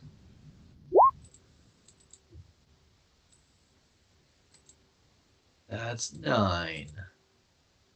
So that's okay. Great. 22 HP in total. That's pretty good. Right. You're not on 22, are you? You just got back 22. I've just got back 22. Okay, that's fine. Jesus. So now I'm on 123 hit points. Whew. Okay. Whew. Yeah, so where would you like to go? You are in the hall, just outside the entrance hall. So you've got the ballroom, the dining room, the statue hall, and the throne room as well. Back into the teleportation chamber if you want. So that teleportation chamber. That was the kitchen. That was. That's the statue hall door. Statue hall, yes. And that was the throne room. That's beautiful. Thank you. Oh, look at that! Why the fuck am I drawing this bullshit? Everything got a bit confusing, but it's fine. Oh, man. Okay, so then... I had Aoife's character sheet over the top of your thing, so I didn't realise. My work going underappreciated yet again. Soz. Golly. Soz, my guy. It's cool. It's fine.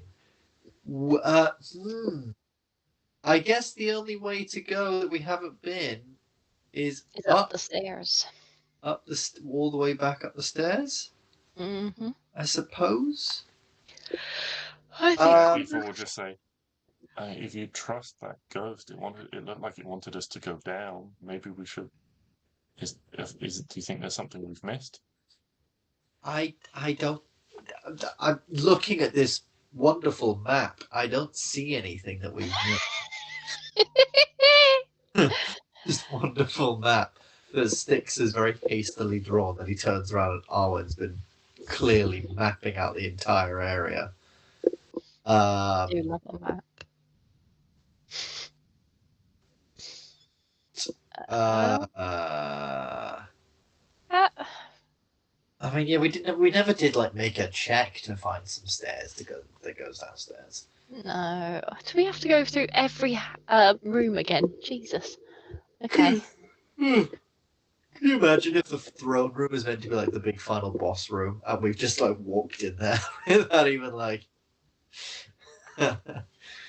Can I So, get on my magical phone and pull up Right Move to see what the floor plan looks like?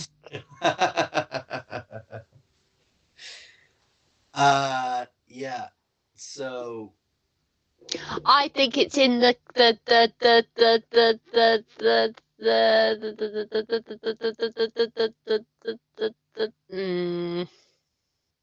You think it's fireplace. You think it's in the fireplace? Yep. Why In the dining room. in the dining room? Why do you think that? Because they all gathered near the fireplace. They Did ran they? to the back of the room. Oh. Did they not, JJ? Good. I was right. Yes! I think it's Okay. the fireplace. So you head back I to the dining thought room? they were just running to the back of the room because there was someone in the room they didn't like. Well, yeah, But that that's too. a lot But, more sense. but now So, I'm trying to yeah. think of where it could be, and that makes To the probably not going to be fireplace. there. But Okay. So you head back into the dining room. yeah. I never tried this in the dining room. Can Piper do the thing where he looks like Neo? Yeah. Doesn't seem to have any effect. Okay, goes back to himself again. I want to go to the fireplace. Is it on? It's probably not on. It is not on. Can I investigate the fireplace? Yeah, make an investigation check. Woohoo. Yahoo! Investigation. Ooh, a 20. That's not too bad. There's Ooh. nothing there. It's a fireplace. So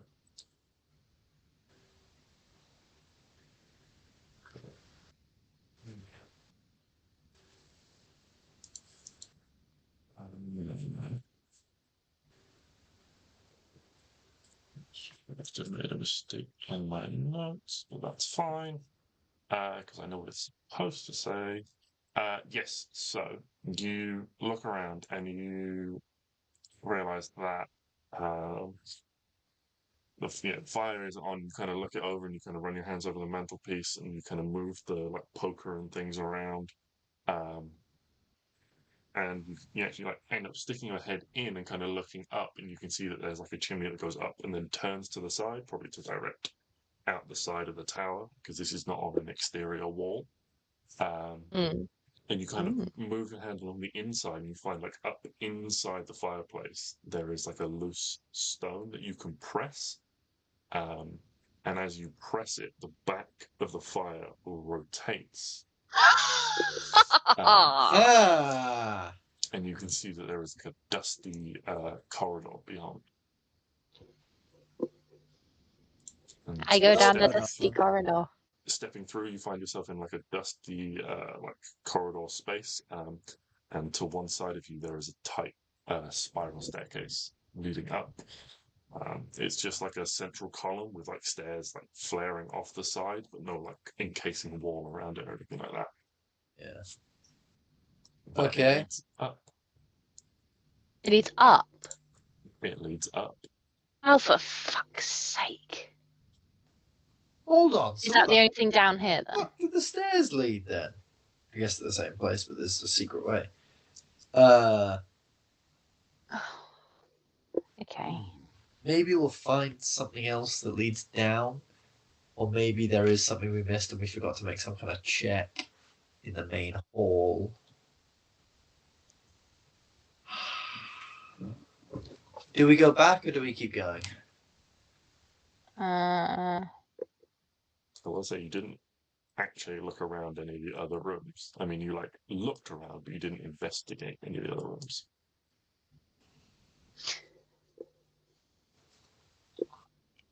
It's gonna be the throne. Someone press the throne.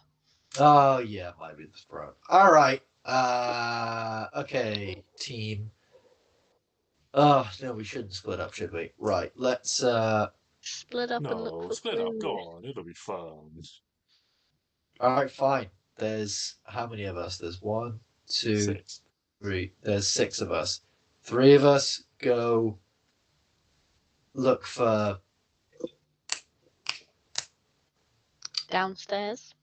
Yeah, 3. Yeah, 3 of us go back into the main room where we saw the ghost go down and look for clues, and then 3 of us go ahead and look for clues. And JJ's smiling, and I don't like it. Let's split up and look for clues, guys. Yeah. I think 3 of us should go into the throne room and 3 of us should go into the ballroom. Okay, we'll do that. I'm just gonna grab a charger. Okay. Yeah, do that. Bagsy going in the ballroom. Okay, I who's think- going? So Arwen wants to go to the ballroom. Klari So, will go to wherever Arwen isn't, so that way we can communicate with each other quickly with our rings if anything goes wrong. Okay. So Clary's going to the throne room. Hugo's coming with me. Hugo's obviously going with you. And then Piper and Stix will split up, either way. Okay. Where's Stix going? Arwen Stix, and Hugo are going to the ballroom. Clary's going to the throne room. I'm gonna go with Piper is gonna go with Klari. Okay. Sorry, with Arwen. Sorry, because Klari is quite good at looking around and investigating, and Piper's semi-okay at that too. Okay. And if worst comes to worst, we've got Bardic Inspiration. Okay. So, Nice. Yeah, so stick with Klari, Piper's with that. alright. Well, we'll go team ballroom first. Hell yeah. So you head back into the ballroom, where That means it's not going to be in here. you have moth-eaten curtains and tapestries and things like that. Once again, almost like it's replaying some sort of final moments. You do see the ghosts and things like that. You see these ghosts that seem to be fighting some sort of invisible creature as they're struck down and they dissipate. Whether or not that's some sort of thing that Balsam has set up, or whether that's just the nature of what these spirits are going through at this time, you don't know. But you're in the ballroom. What would you like to do? There is the stage with the instruments and scattered sheet music. But I want to investigate the stage, the Okay. physical, not the stuff on it, just the physical. And I'd like to investigate the sheet music that's scattered everywhere. Okay. How are you investigating Arwen? Are you looking around, sort of moving things about, or are you just trying to Yeah, I'm take just things in? poking shit. So you're doing investigation. Yeah. Okay, make an investigation check. What was the other option? If you're just kind of looking at stuff, kind of taking it in, then that would be perception. But if you're literally moving things, kind of pressing on things, seeing something moves. Okay, I have a question. Would a perception check have to have a higher DC to actually find something because I'm not physically doing anything? Depends what you find. So you made an investigation check before, which means you were physically touching things, so you physically found the button. A perception check is not going to be able to have seen that at all. But a perception check might have shown you, something that directed you towards it, something like that. Okay, I've investigated. 18. Yeah, so you go around touching, trying to press on bits of the stage and things like that. It's like a solid stone stage. This, it's like a big, large. So it's you can see it's very worn in places where, people have sort of walked across it and stuff like that. But other than that, you don't physically find anything. You press on the different tiles that make it up and stuff. Hugo's also nosing it with his little snoot. Yeah. Piper, you want to investigate the sheet music? Yeah, I'd like to collect it all up and try and get it sort of in order. In Okay. order how it should be played. Okay, so like I say, because you're a bard, a high level bard, you don't need to make a check for this. But you can identify that this is, there is one piece of sheet music for every different instrument there. Okay. So you can identify that, and then you can try and like sort them out into their constituent instruments if you want. Yeah. What were the instruments again? So the instruments were a grand piano, a cello, a violin, a flute, and a trombone. Well, Piper plays the flute and the mandolin. I play the flute. You also play the flute. And flute. Why have we not had a trio of flute playing? There is also a fireplace in here as well. Ah! Where? Sorry, I forgot to mention it initially. Where? Just that. It is on the. So if you came in the door, it'd be on the right-hand wall. Oh, so it's like next to where all the statues are, but on the opposite side of the wall. No, it'd be like perpendicular to the statues. What's perpendicular? 90 degrees. So if you on the door- right-hand side. Sorry. So if you came in and the door was behind you, the wall to your right would have the fireplace. Can I investigate that in a minute, please? Yeah. Meanwhile, can Piper play the sheet music for the flute? Yeah, you play the sheet music for the flute. Doesn't seem to do anything. Flute, flute, flute. Great. Flute, flute, Are we going to have to start up a band? flute, flute, flute. Okay. Well, we will come back to you guys in a moment. Stix, Klari, and Aoife, you have gone to the throne room. Yes. What would you like to do in there, Klari? We're in a big throne room. So you're in a big throne room. Behind the throne, there are like 5 tall, thin windows with lots of broken like glass panes, and then above them is a big like circular stained glass with this image of this bald woman with black and red feathered wings and a burning halo. The ghosts have like reappeared and vanished again as well, and it is just this like large room. There's maybe like a couple of columns that kind of hold it up. And the walls and things are this like would have been this very sort of rich panel. You can see there's like probably had some inlay at some point, but it's either like just sort of eroded over time or been like chipped away by something. And you can imagine, it'd be a very like large room where someone sat on this throne on this plinth would give addresses and things like that. And people would be gathered in the room to hear an address from the figure in charge.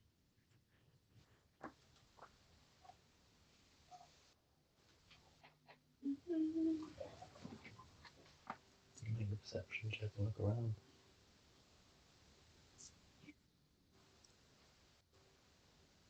Yeah, can I just kind of look around the room? Yeah, you can make a perception check if you want.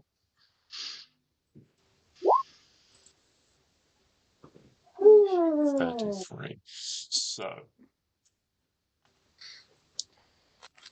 while you're kind of like walking around and looking around, you don't see anything. But at one point, you just feel this very slight like change in air current, and you just get a whiff of this kind of dank smell, the kind of smell you'd associate with like a cave or underground or something like that, as you're walking around the plinth that the throne sits on.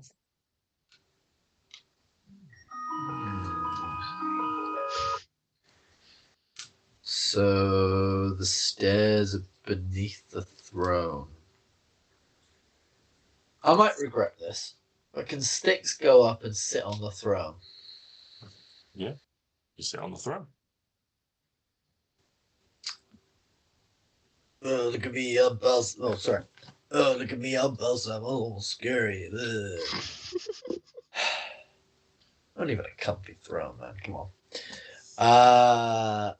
It is like quite a plush throne. There are bits where it's been like raked by some sort of claws and things like that, or knife or dagger or something, and like stuffing has come out of it. Some of the leather on it has cracked. It's it's clearly quite old, but it's one of these like plush seats. You know, the seats that have the buttons that like kind of press into the back, so they kind of make. You know what I'm talking about? yeah, I get what you. You know, so it like has like some of that on like the arms as well as the back. Can Stix, Stix is gonna cast Detect Magic. Do I see anything yonder with Detect Magic? You don't find anything with detect magic. Um, you suddenly kind of get a jump as the ghosts reform to begin going through their cycle again, and they are, they have a very slight magical nature, as all, sort of spirits and undead and things like that do, but nothing out of the ordinary. Obviously, your equipment and things like that is obviously magical, and you find what you see. And the kids, they were just in the room playing, and there was a teenager just sort of idling by. Yeah. And all of a sudden, the teenager's head rolled across the room, and So the two kids there ran away. was like a scream or a shout or something, and the teenager like got up, and it looked like they went to investigate. They disappeared, and then their head rolled back into the room. And the two kids, did they go anywhere? The three kids, they just screamed, and then they vanished. Okay. And then probably, if you were in here for any sort of time, it would be like maybe like 5-10 minutes, and then the whole cycle would begin again. Okay. Huh.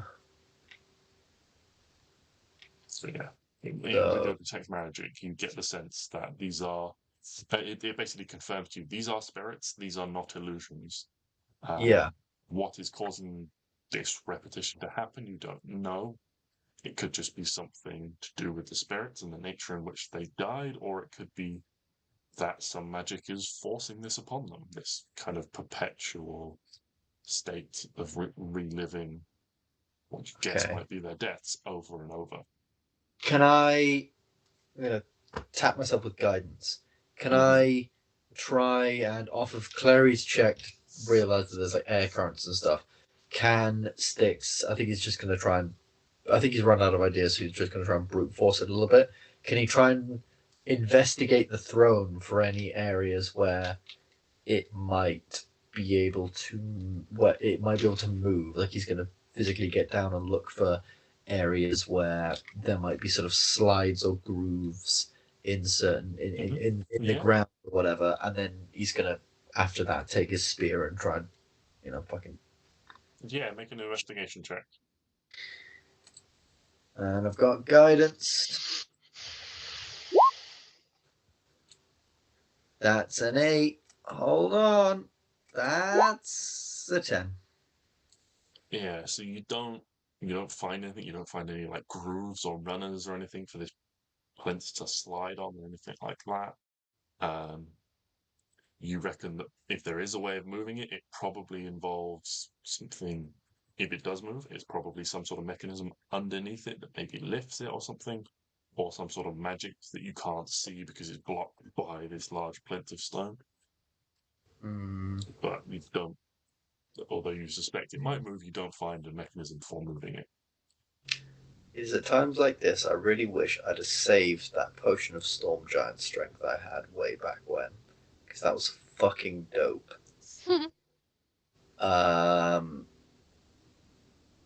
But okay.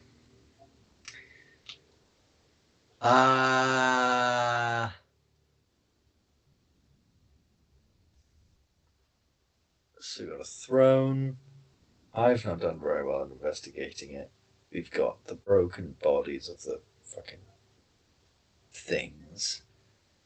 There's 3 kids that are playing with little wooden swords. Someone came in, decapitated a teenager. Huh.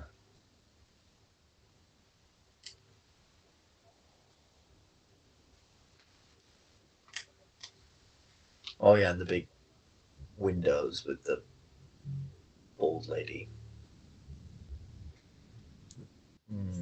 If you can't think of anything else to try in the immediate, we'll jump back to Hugo, Arwen, and Piper.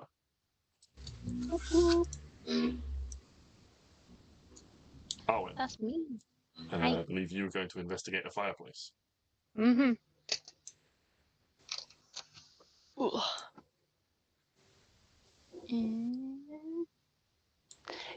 Would Hugo be able to help? Yeah. Advantage? Yeah. Perfect. Avantage. And Hugo Ooh, good Hugo.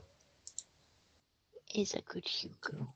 Yeah. So you have a look through, and again, you kind of try all the same things. You kind of run your hands over the stone and things like that. And it's not in the same place. This one is actually like there's like a grate that's kind of like cemented into the floor. And it's actually like one of the like little bars on the grate that when you grab, it actually like it's not attached to the back of the grate, so it pulls like a lever this time. And when you let go, the whole thing like spins, and you find a very like almost like a mirror of the same corridor. Whereas you can go through, and to the left there is this almost identical spiral staircase, and to the right it just seems to be this like corridor of like dead space. The staircase, does it go up or down? It goes up. Oh, for fuck's sake. Oh. Okay.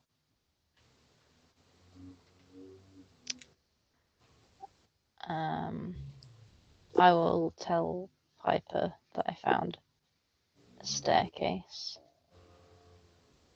Does it go up or down? Up. Fuck. Agreed. Okay. Okay. Think, Piper, think. We played music. That didn't work. We have.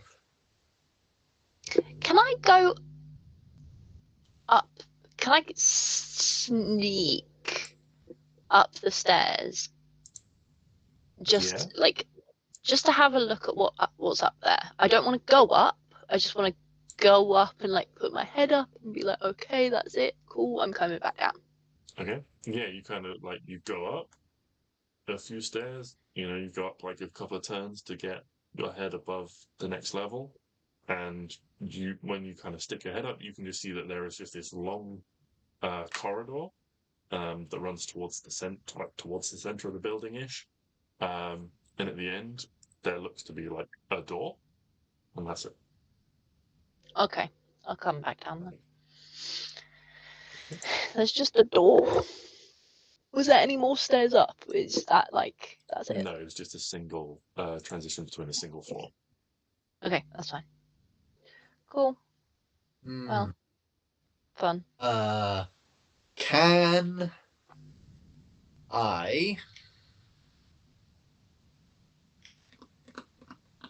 I? So I have got down that Piper is proficient in singing. He's a very good singer.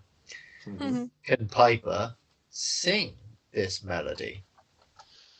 Which one is you? Because you played the flute one before. Which instrument's melody is he going to sing? He's going to sing the piano one. Okay. Make a performance check for me. Oh! Finally, this 8th level spell is gonna pay the fuck off. Performance, baby. That is a 31. Becomes a 32. 8th Okay. level spell. Ah, Okay. da, da, da, da, da, da, da, da. Voice of a goddamn angel. Okay, so indeed, it's this very melodious, like angelic, like beautiful performance, and the change in notes is like near perfect for mimicry of this, how you would imagine the piano keys sound. And it's it's almost otherworldly, and the keys begin to play along as Piper sings, and the piano plays these notes. And when you get to the end of the second or third bar, the piano begins to just, its grand piano begins to just roll itself back. And as it does so, it kind of like the piece of the floor it's on rolls back with it, and it reveals the spiral staircase going down. Okay. Well done. Oh, I knew this goddamn spell would come in handy. Even though I rolled a 31, I don't think 32 was the DC. And I knew proficiency in singing would come in handy, even if just to annoy everybody. Great. I'm gonna go get the others. Wait here. Don't go down. Okay. Piper rushes off. Okay. Arwen, important question. Do you wait? Oh god. Yes. Ah, that's boring. Fine. I say to Klari in the ring, Piper's coming, and we found the stairs.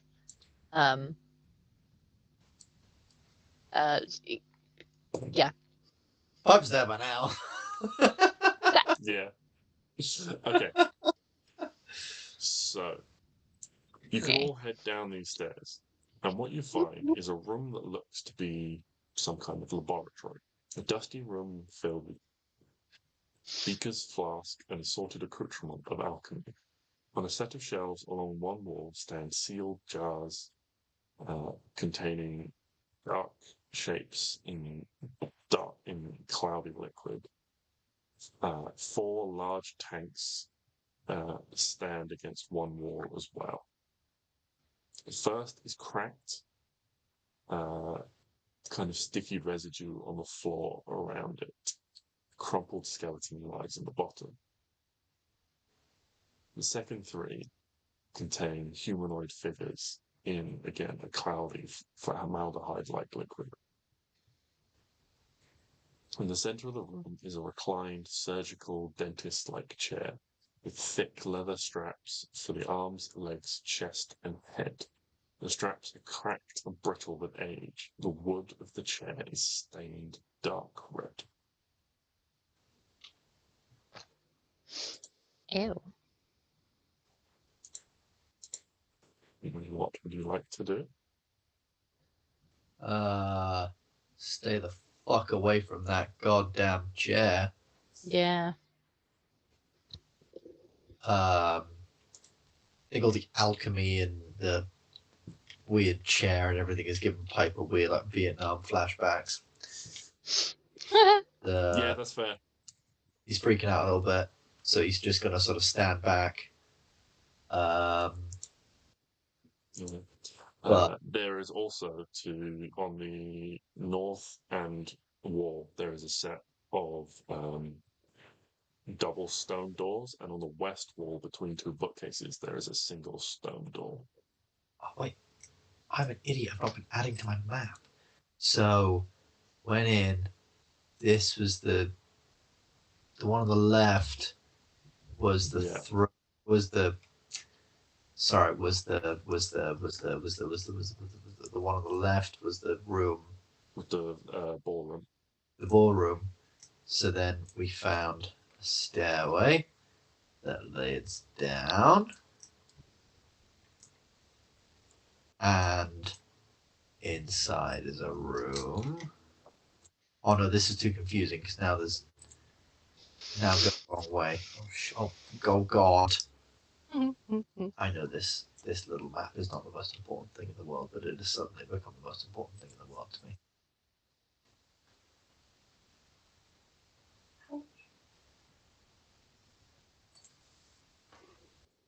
So that. Yeah. What did you say was in the room other than that weird fucking chair? So there is a set of shelves containing what looks to be sort of a load of jars and a load of cloudy liquid, getting sort of progressively bigger from, maybe sort of like a couple of inches to about maybe like 8 to 10 inches tall. And then there are also 4 large tanks along one wall. The first is cracked, and you can see there is like a sticky residue on the floor around it and a crumpled skeleton in the bottom. The other 3 are cloudy and difficult to make out from across the room without a light source. And sorry, there was a door on the left and a door on the right. There was a door to the north and a door to the west. Door to the shit. Door to the west. Oh God. I too have made a blunder. I mean, that's fine for the north. Yeah, I suppose. I mean, there's just one pointing left. Oh yeah, that's west, isn't it? No, Yeah, fucking. you've just drawn east there. You know, if we were in, we don't know which way. If we're looking south, that's right. But no, yeah, okay, cool. Yeah, if you're looking south, though, west is still in the same direction as it is. It's still Yeah, west. it's not left. Looking south, it's to the right. Yeah, but I've already told you that you already drawn your north from, so. Oh shit, yeah. Anyway, Anyway, have the artists finished their beautiful rendition? Yeah. Would you yes. like to look around the room now? Yeah. Yes. Yes, I bloody hell would. Okay. What would you like to look at first? These ugly jars. Yeah. Okay. Stix would also like to look at some of the ugly jars. Can I perception it? You certainly can, yeah. You may get help from Stix. Ooh, that's awful. Okay, so you have a look at some of these jars, and you find the jars. You walk over and you can see. At first, it's difficult to make out because the things preserved inside are so sort of alien and weird that you don't even know what they are. But as you progress along, you can see these things almost seem to grow, and you can start to make out the beginnings of shapes, the beginnings of arms and legs and heads, and you realize that this is a jar or a series of jars containing what look to be the early stages of a number of fetuses. Ugh. And the later ones look to be mostly humanoid, but they seem slightly demonic. They have sort of vestigial tails or wings, growths on their head like horns. For some reason, like the Google on my phone activated when you said fetuses. I wondered what that was. I was like, who's recording us? The skin on them is not like smooth. It's like dark and hard in places. Ew. That's horrifying. Yeah, but you also find on the shelves that there is a series of sort of alchemical and potion and things. You find 3 vials of acid, a vial of poison. Oh. Yeah, I'll let you put these in. Oh. Hold on. 3. Oh, we can seal one. Oh. vial. 3 bars of acid? 3 vials of There's no acid. G in acid. I have a question. So, obviously, I'm assuming we're like calling this out to each other as we're discovering this stuff. You know, I'm definitely not imagining Arwen is quiet when she discovers this dead fetuses at the bottom of this massive jar. Mm-hmm. And that calls me to think of something. And I think it might call Piper to think of something as well. Because I like to think that, obviously, you know, bards get magical secrets, and I think I like to flavour that. He's Before just we look. move on, can I just finish listing what's on the shelf that Arwen finds? Oh, yes, absolutely. Okay, so you've got 3 vials of acid, 1 vial of Mhm. poison, a Mhm. jar of alchemist's fire, which I Ooh. imagine Arwen would recognise, a greater healing potion, Ouch. It's fire. G. R. He. G.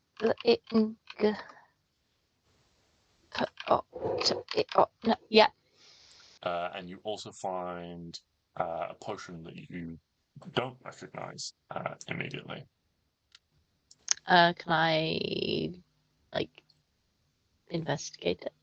Yeah, Do something to it? it's sort of a translucent material, translucent liquid with what looks to be like the scale of a creature sort of bobbing around within. Ugh. Can I stop with the lid and like smell it, see if I know Yeah, give it a whiff. what it might be? Yeah, you can both make an intelligence check to try and identify it if you want. I am very intelligent. If you Just have a straight proficiency with a intelligent. potioneer's kit or alchemy tools, you can have your proficiency I got bonus. herbalist. She I got get herb. proficiency with potions. I'd say yeah, herbalism would apply. Okay. So, Owen, you would definitely identify that this is a dragon scale within within the liquid. You're not Almost quite, everyone. you're not 100% sure what it does, but you reckon it would grant some kind of resistance. But you're not sure how long that would last. What color is the scale? Roll me a d8. Let's find out.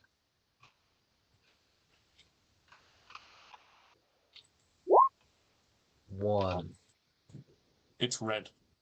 It's always red. Ooh. Resistance to fire. Potentially. Or you just set on fire. Or you set on fire. Or you become vulnerable to fire.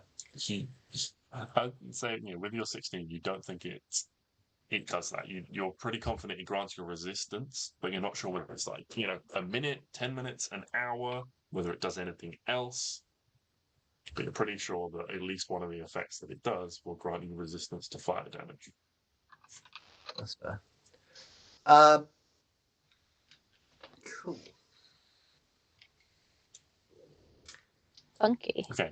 Yes, and then Ben, you were saying.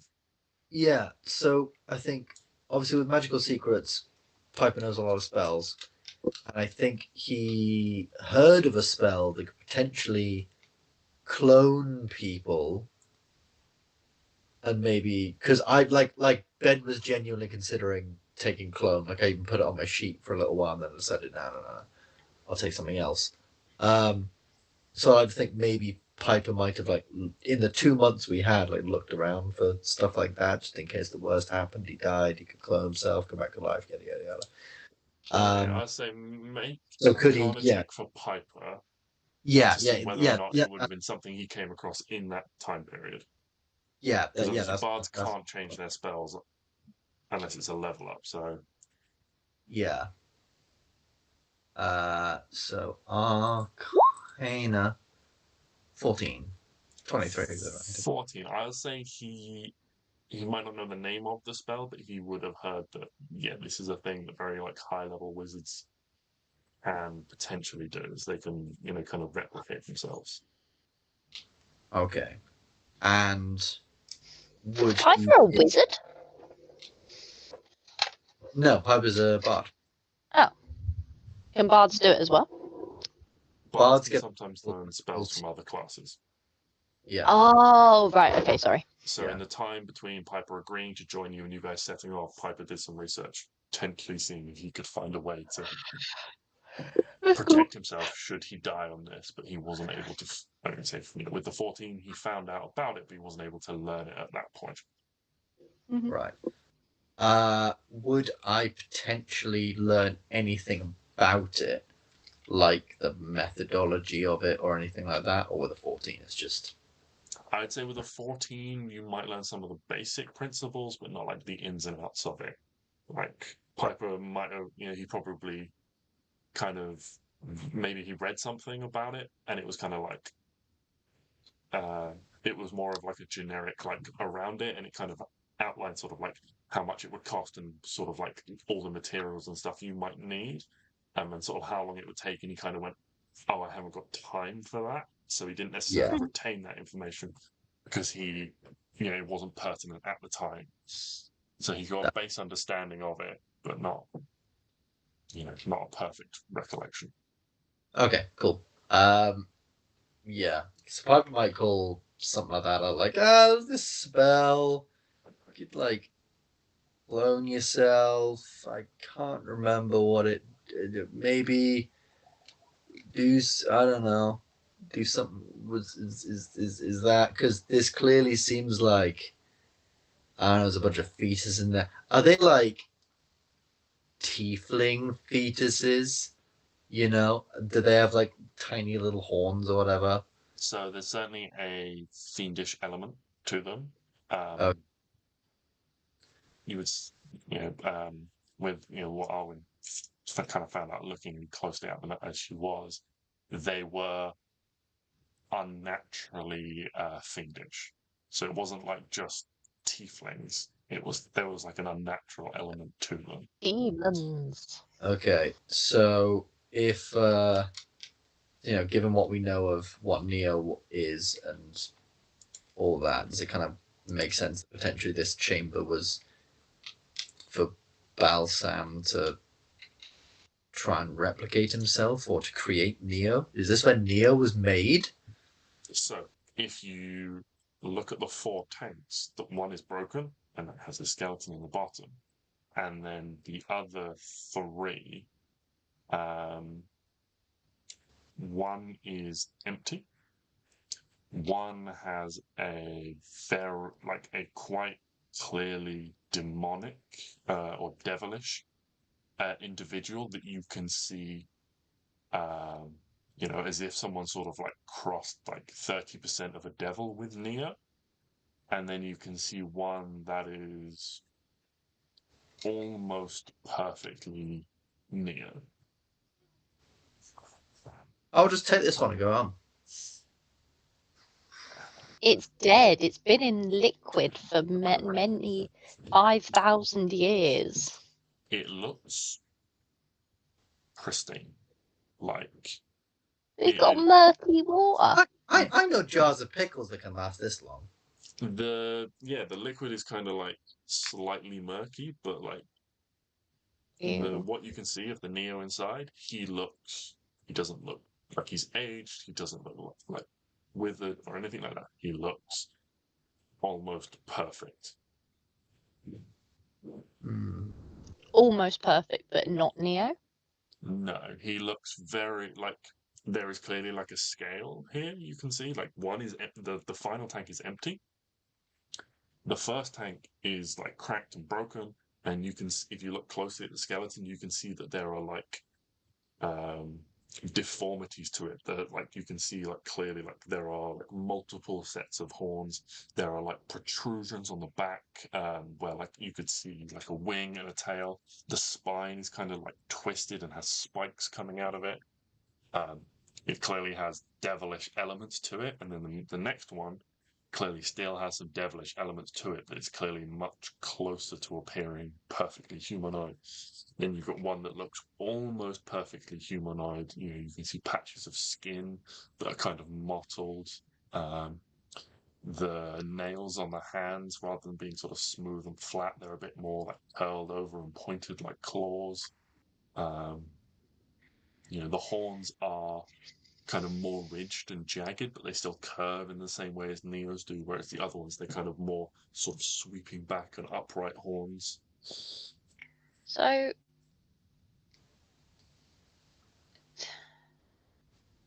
I reckon this is what they were doing to try and perfect like that perfect host. Because there's one that's empty. So yeah, so Neo that's wasn't- the Neo one. But why does it look like it's new then? What do you mean?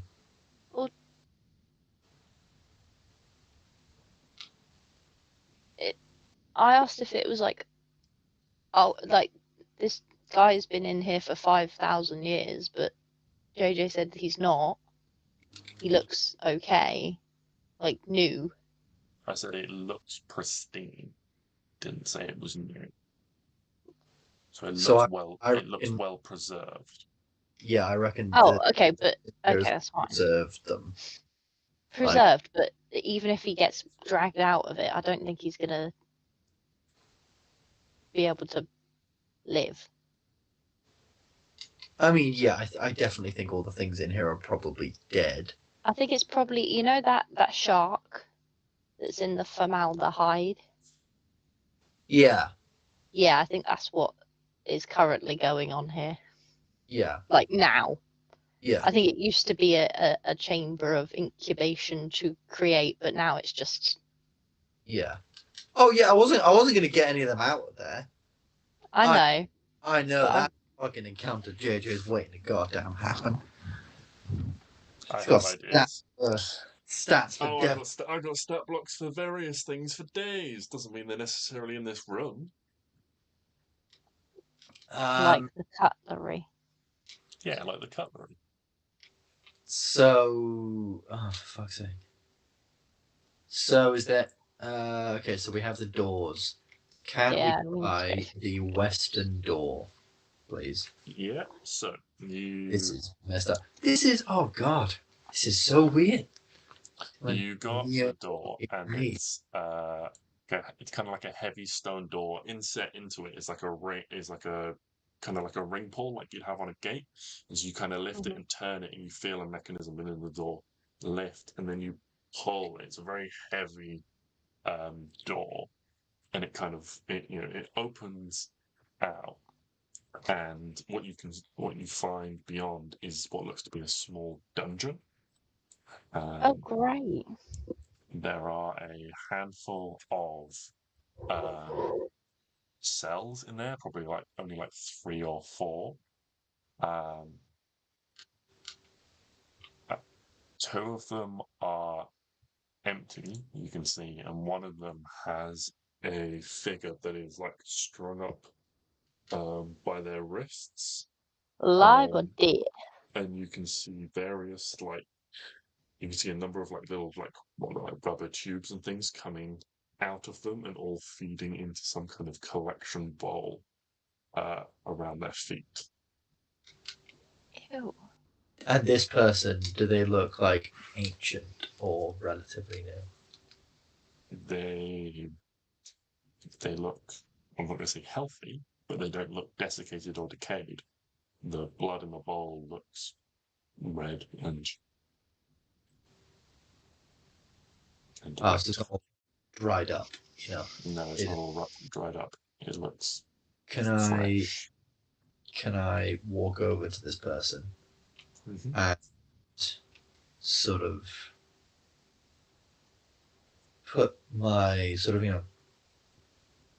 tap them on the side of the head, or like on the shoulder maybe, and just be like, hello, hello, you you alive? You hear a very slight sort of just normal. Let me die. Fucking hell. How do you put the blood back in? You don't. You wait until he makes more. Oh, okay. Just take the tubes out then. Yeah, can I get Klari to come and take a look at some of these tubes? And because obviously you're very arcanely knowledgeable, and I'm pretty decent with medicine.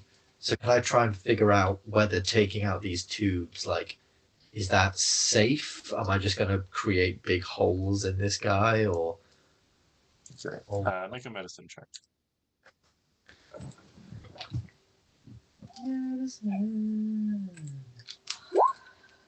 18. 18. So you look at where these have all been like inserted, and it looks to have been done very precisely. And you look at kind of the flow rate of the blood that's coming out, and it's very slow. So you don't think that if you just pull these out, that you're just gonna pull out like one in his jugular and he's gonna bleed out. Okay. Yeah, can I then just start pulling some of these out very, very carefully? Yeah, you begin to like take them out, and the wounds like they like continue to like slowly like leak for a little bit, like down the skin and stuff like that. But they're no longer running down the tubes and being collected. Okay. Then I would like to ask Klari to unbind this man from the wall. If you could be so kind as to pick the old lock on his chains.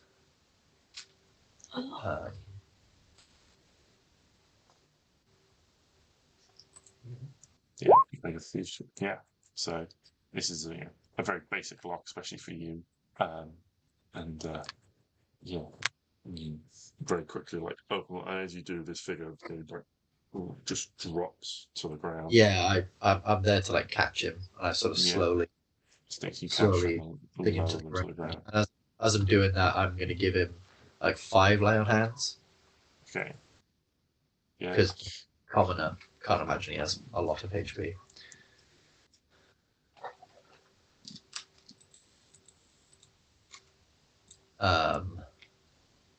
Yeah, so you can give him like 5 lay on hands. You see these like various like the wounds and things, all the insertion points for these tubes like seal over.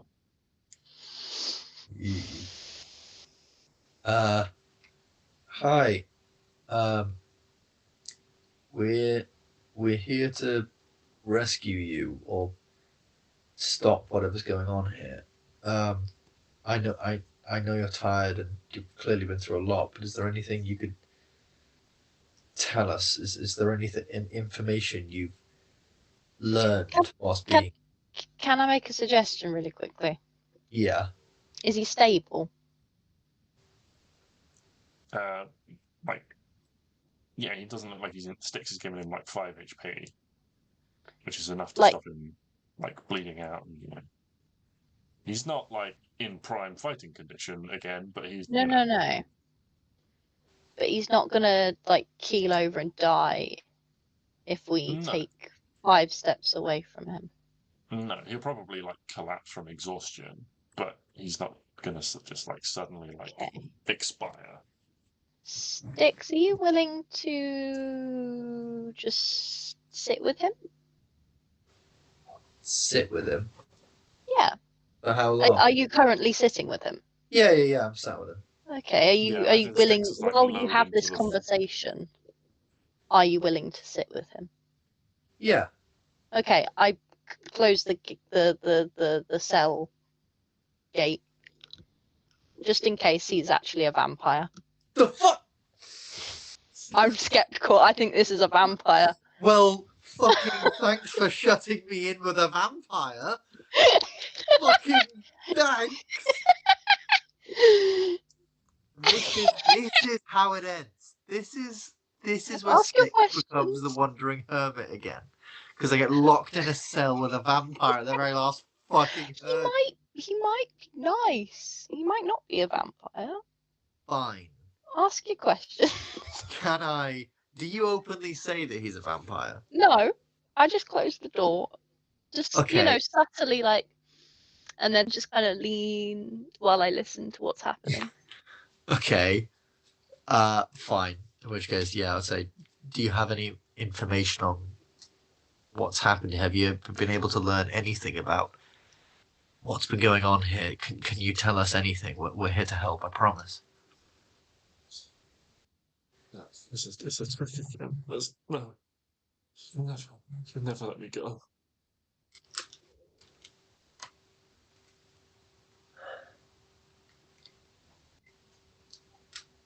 She's just trying one of your tricks like before.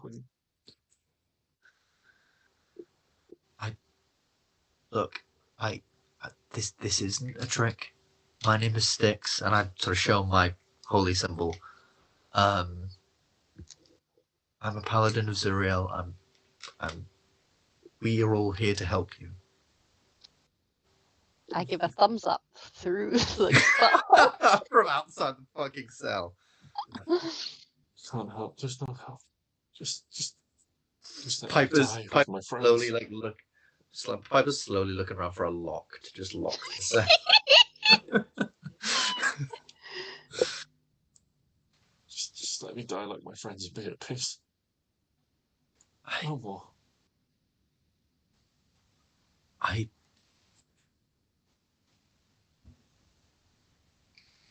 Why is he there? Yeah, Not a teeth thing, is it? why are you here? This blood, who is it for?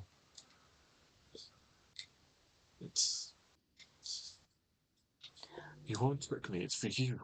You know that. Oh, it's for the vampire. You drained me, and then you get your spellcaster to heal me, and then you do it again. Like you did with my friends until they all expired. Can he not see me? Can I look at his eyes? Is he blind? It looks like he can see, he just doesn't look like he believes what he's seeing. Okay. He keeps talking about being tricked before. Would Balsam do this and I start breakdancing? Alright, give me a performance check. Okay. Could Piper help by sort of trying to be like the Beatboxing. hype man duo? He's beatboxing. Yeah.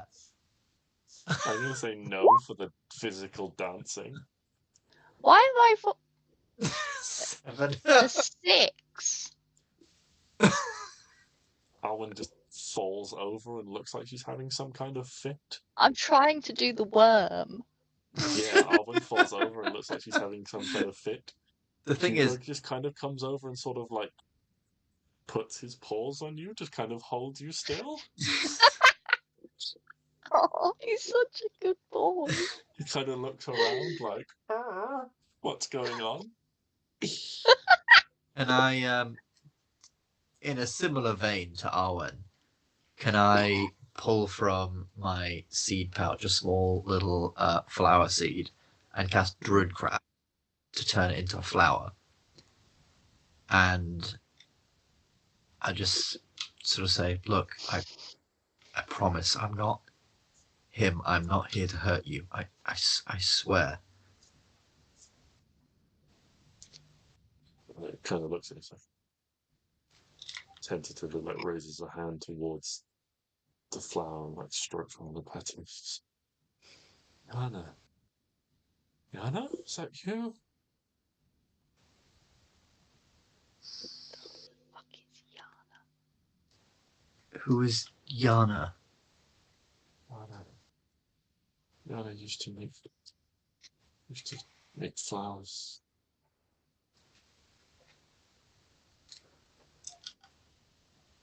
Used to make flowers like this.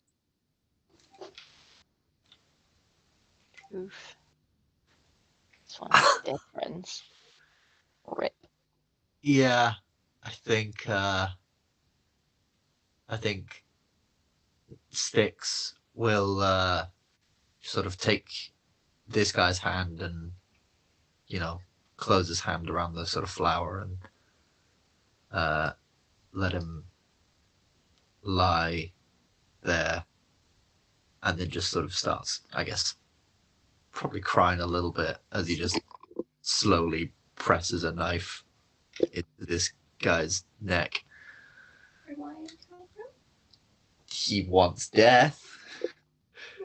He doesn't seem to believe anything that is going on here. But if we defeat Balsam, he'll be free. He said he wants to be with all of his friends. All of his friends are fucking dead.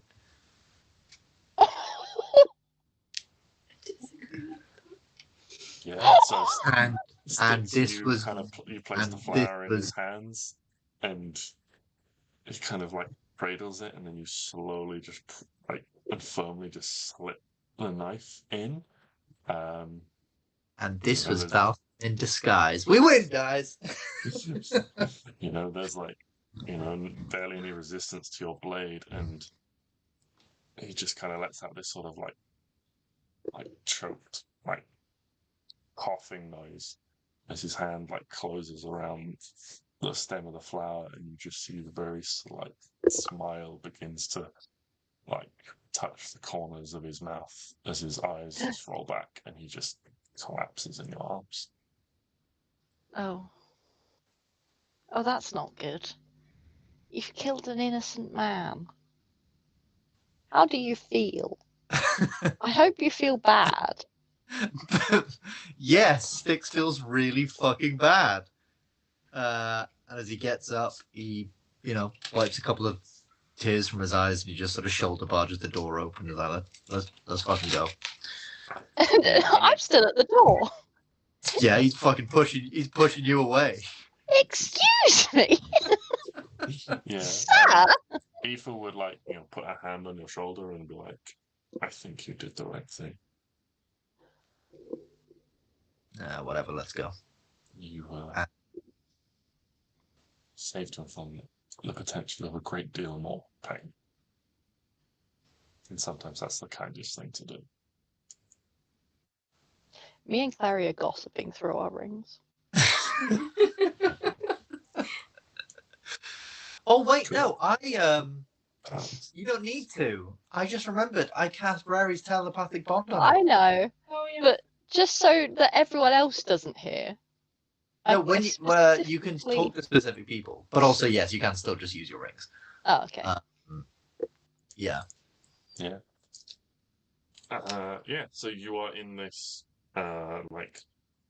small dungeony cell. There is another door to the north of this. Which Yeah, just we'll go looks in like there. Yeah, Like- Stix just It's depressing in there. Stix just it looks like kick it's just the like a door open. regular barred gate. It is locked. As you put your boot into it, it clangs in the frame loudly. Fuck.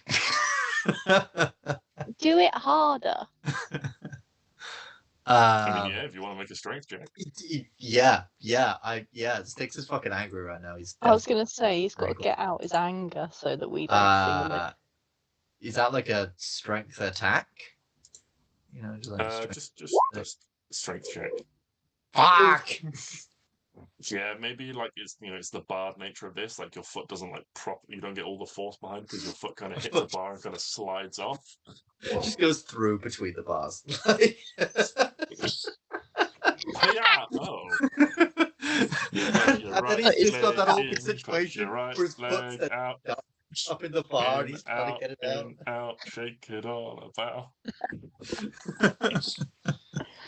He's like, fucking, can I open the gate? Can someone help?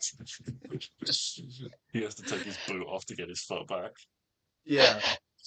But then Ooh, a shoe. fucking fuck off.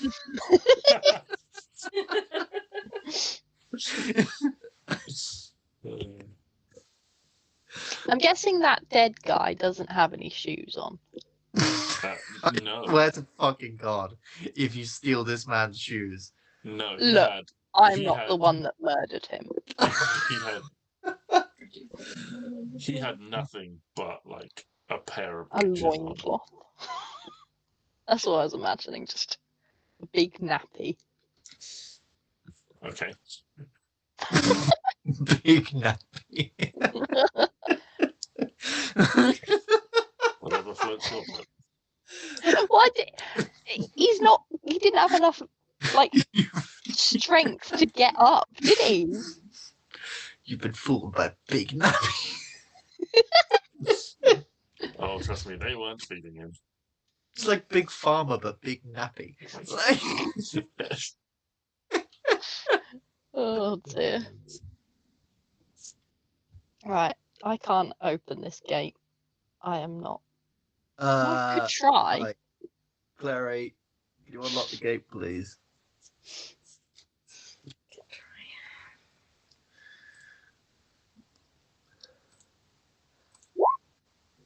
Can succeed. I hope. Like the manacles, this is not a complex lock. In a few seconds, you have it open, and beyond that is a large semicircular room. There is a set of stairs on the far side, a spiral staircase that leads up. Rows of sturdy parallel columns hold up the ceiling. Between the columns lie a number of tombs evenly spaced. A statue is backed up against the wall directly opposite the stairs. It's a statue of a large, tall woman with bald head and, again, large feathery wings. The hands of it are empty, but look like they are positioned as if they could hold something. And then on a rack, either side of the statue, lie a number of weapons and things. So it's a big statue with leathery wings and feathery wings. Feathery wings. And it looks like, is the statue, that was a question, is the statue anything like this Zariel lady? Yeah. Has he got like the bald head, and is it a woman? Yeah, bald heads, yeah. Do we remember what weapon she wielded? Because Ben knows, but I can't remember if we were ever told that information. I don't know. You can make a religion check. Oh, yeah, boy. Shit, no, I'm crap at religion. Fuck. Never mind, I'm great. 23. So, religious. You remember that when Zariel had a sword, when she was an angel, but after she fell, a flail became her favorite weapon. So I'm gonna go find like a big old great sword, and I'm gonna put it in this woman's arms.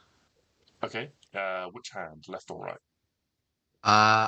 I'm gonna say. Do I remember which one she was? There like a famous phrase that she smote people down with a specific hand, like one for whacking and one for wiping. You know. Jesus. Ew. No. I'm going with no. But off your 21, off your 21 religion, you can probably remember that the little bit of iconography you've seen generally depict weapons in the right hand. Then the right hand it goes.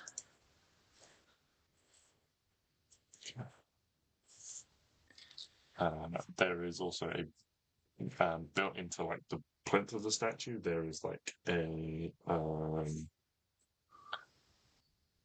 there is like a dark, like a circle, like patterning in the center there of that is what looks to be like a stone button.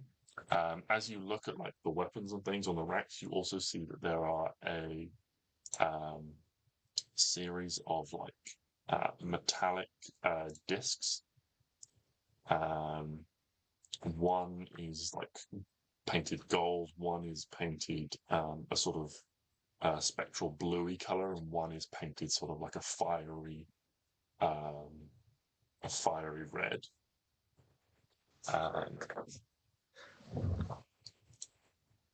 And like examining a statue, you can see that there is like a little like rod that comes out of like the back of the head, and the discs have the kind of a hole in, like you could place halo above it. A gold one. Yeah. Let's put a big old gold halo on her head, Okay. sword in hand, and I press the button. You put On her gold halo on, and you press a sword in hand, and you press the button. Okay. This is a bad idea. Find the right search on. Okay. You press the button, and you hear.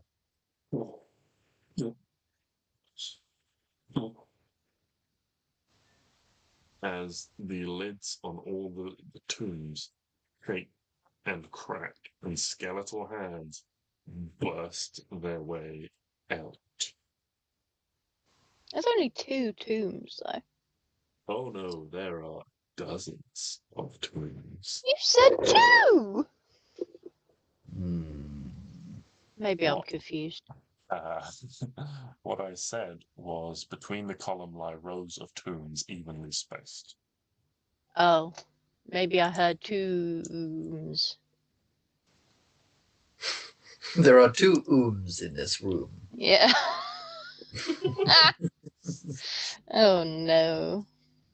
Yeah, and I think that's a suitably climactic moment to end things there for the week. I don't think they're bad. I think they're good. And I think they're going to talk to us. And they're going to be like, oi, oi. Oi oi Savaloy. Oi, oi, Savaloy. Anyone got Speak with Dead? That would have been helpful, wouldn't it? Oh, I saw the clip from the D&D movie where they use Speak with Dead this week. It came across my feed. I love Yeah. it so much. Very, very funny. It's such a great little sequence. I genuinely think that is that might possibly be one of my favorite films, the D&D movie. It's very good. At least of recent years. Mm.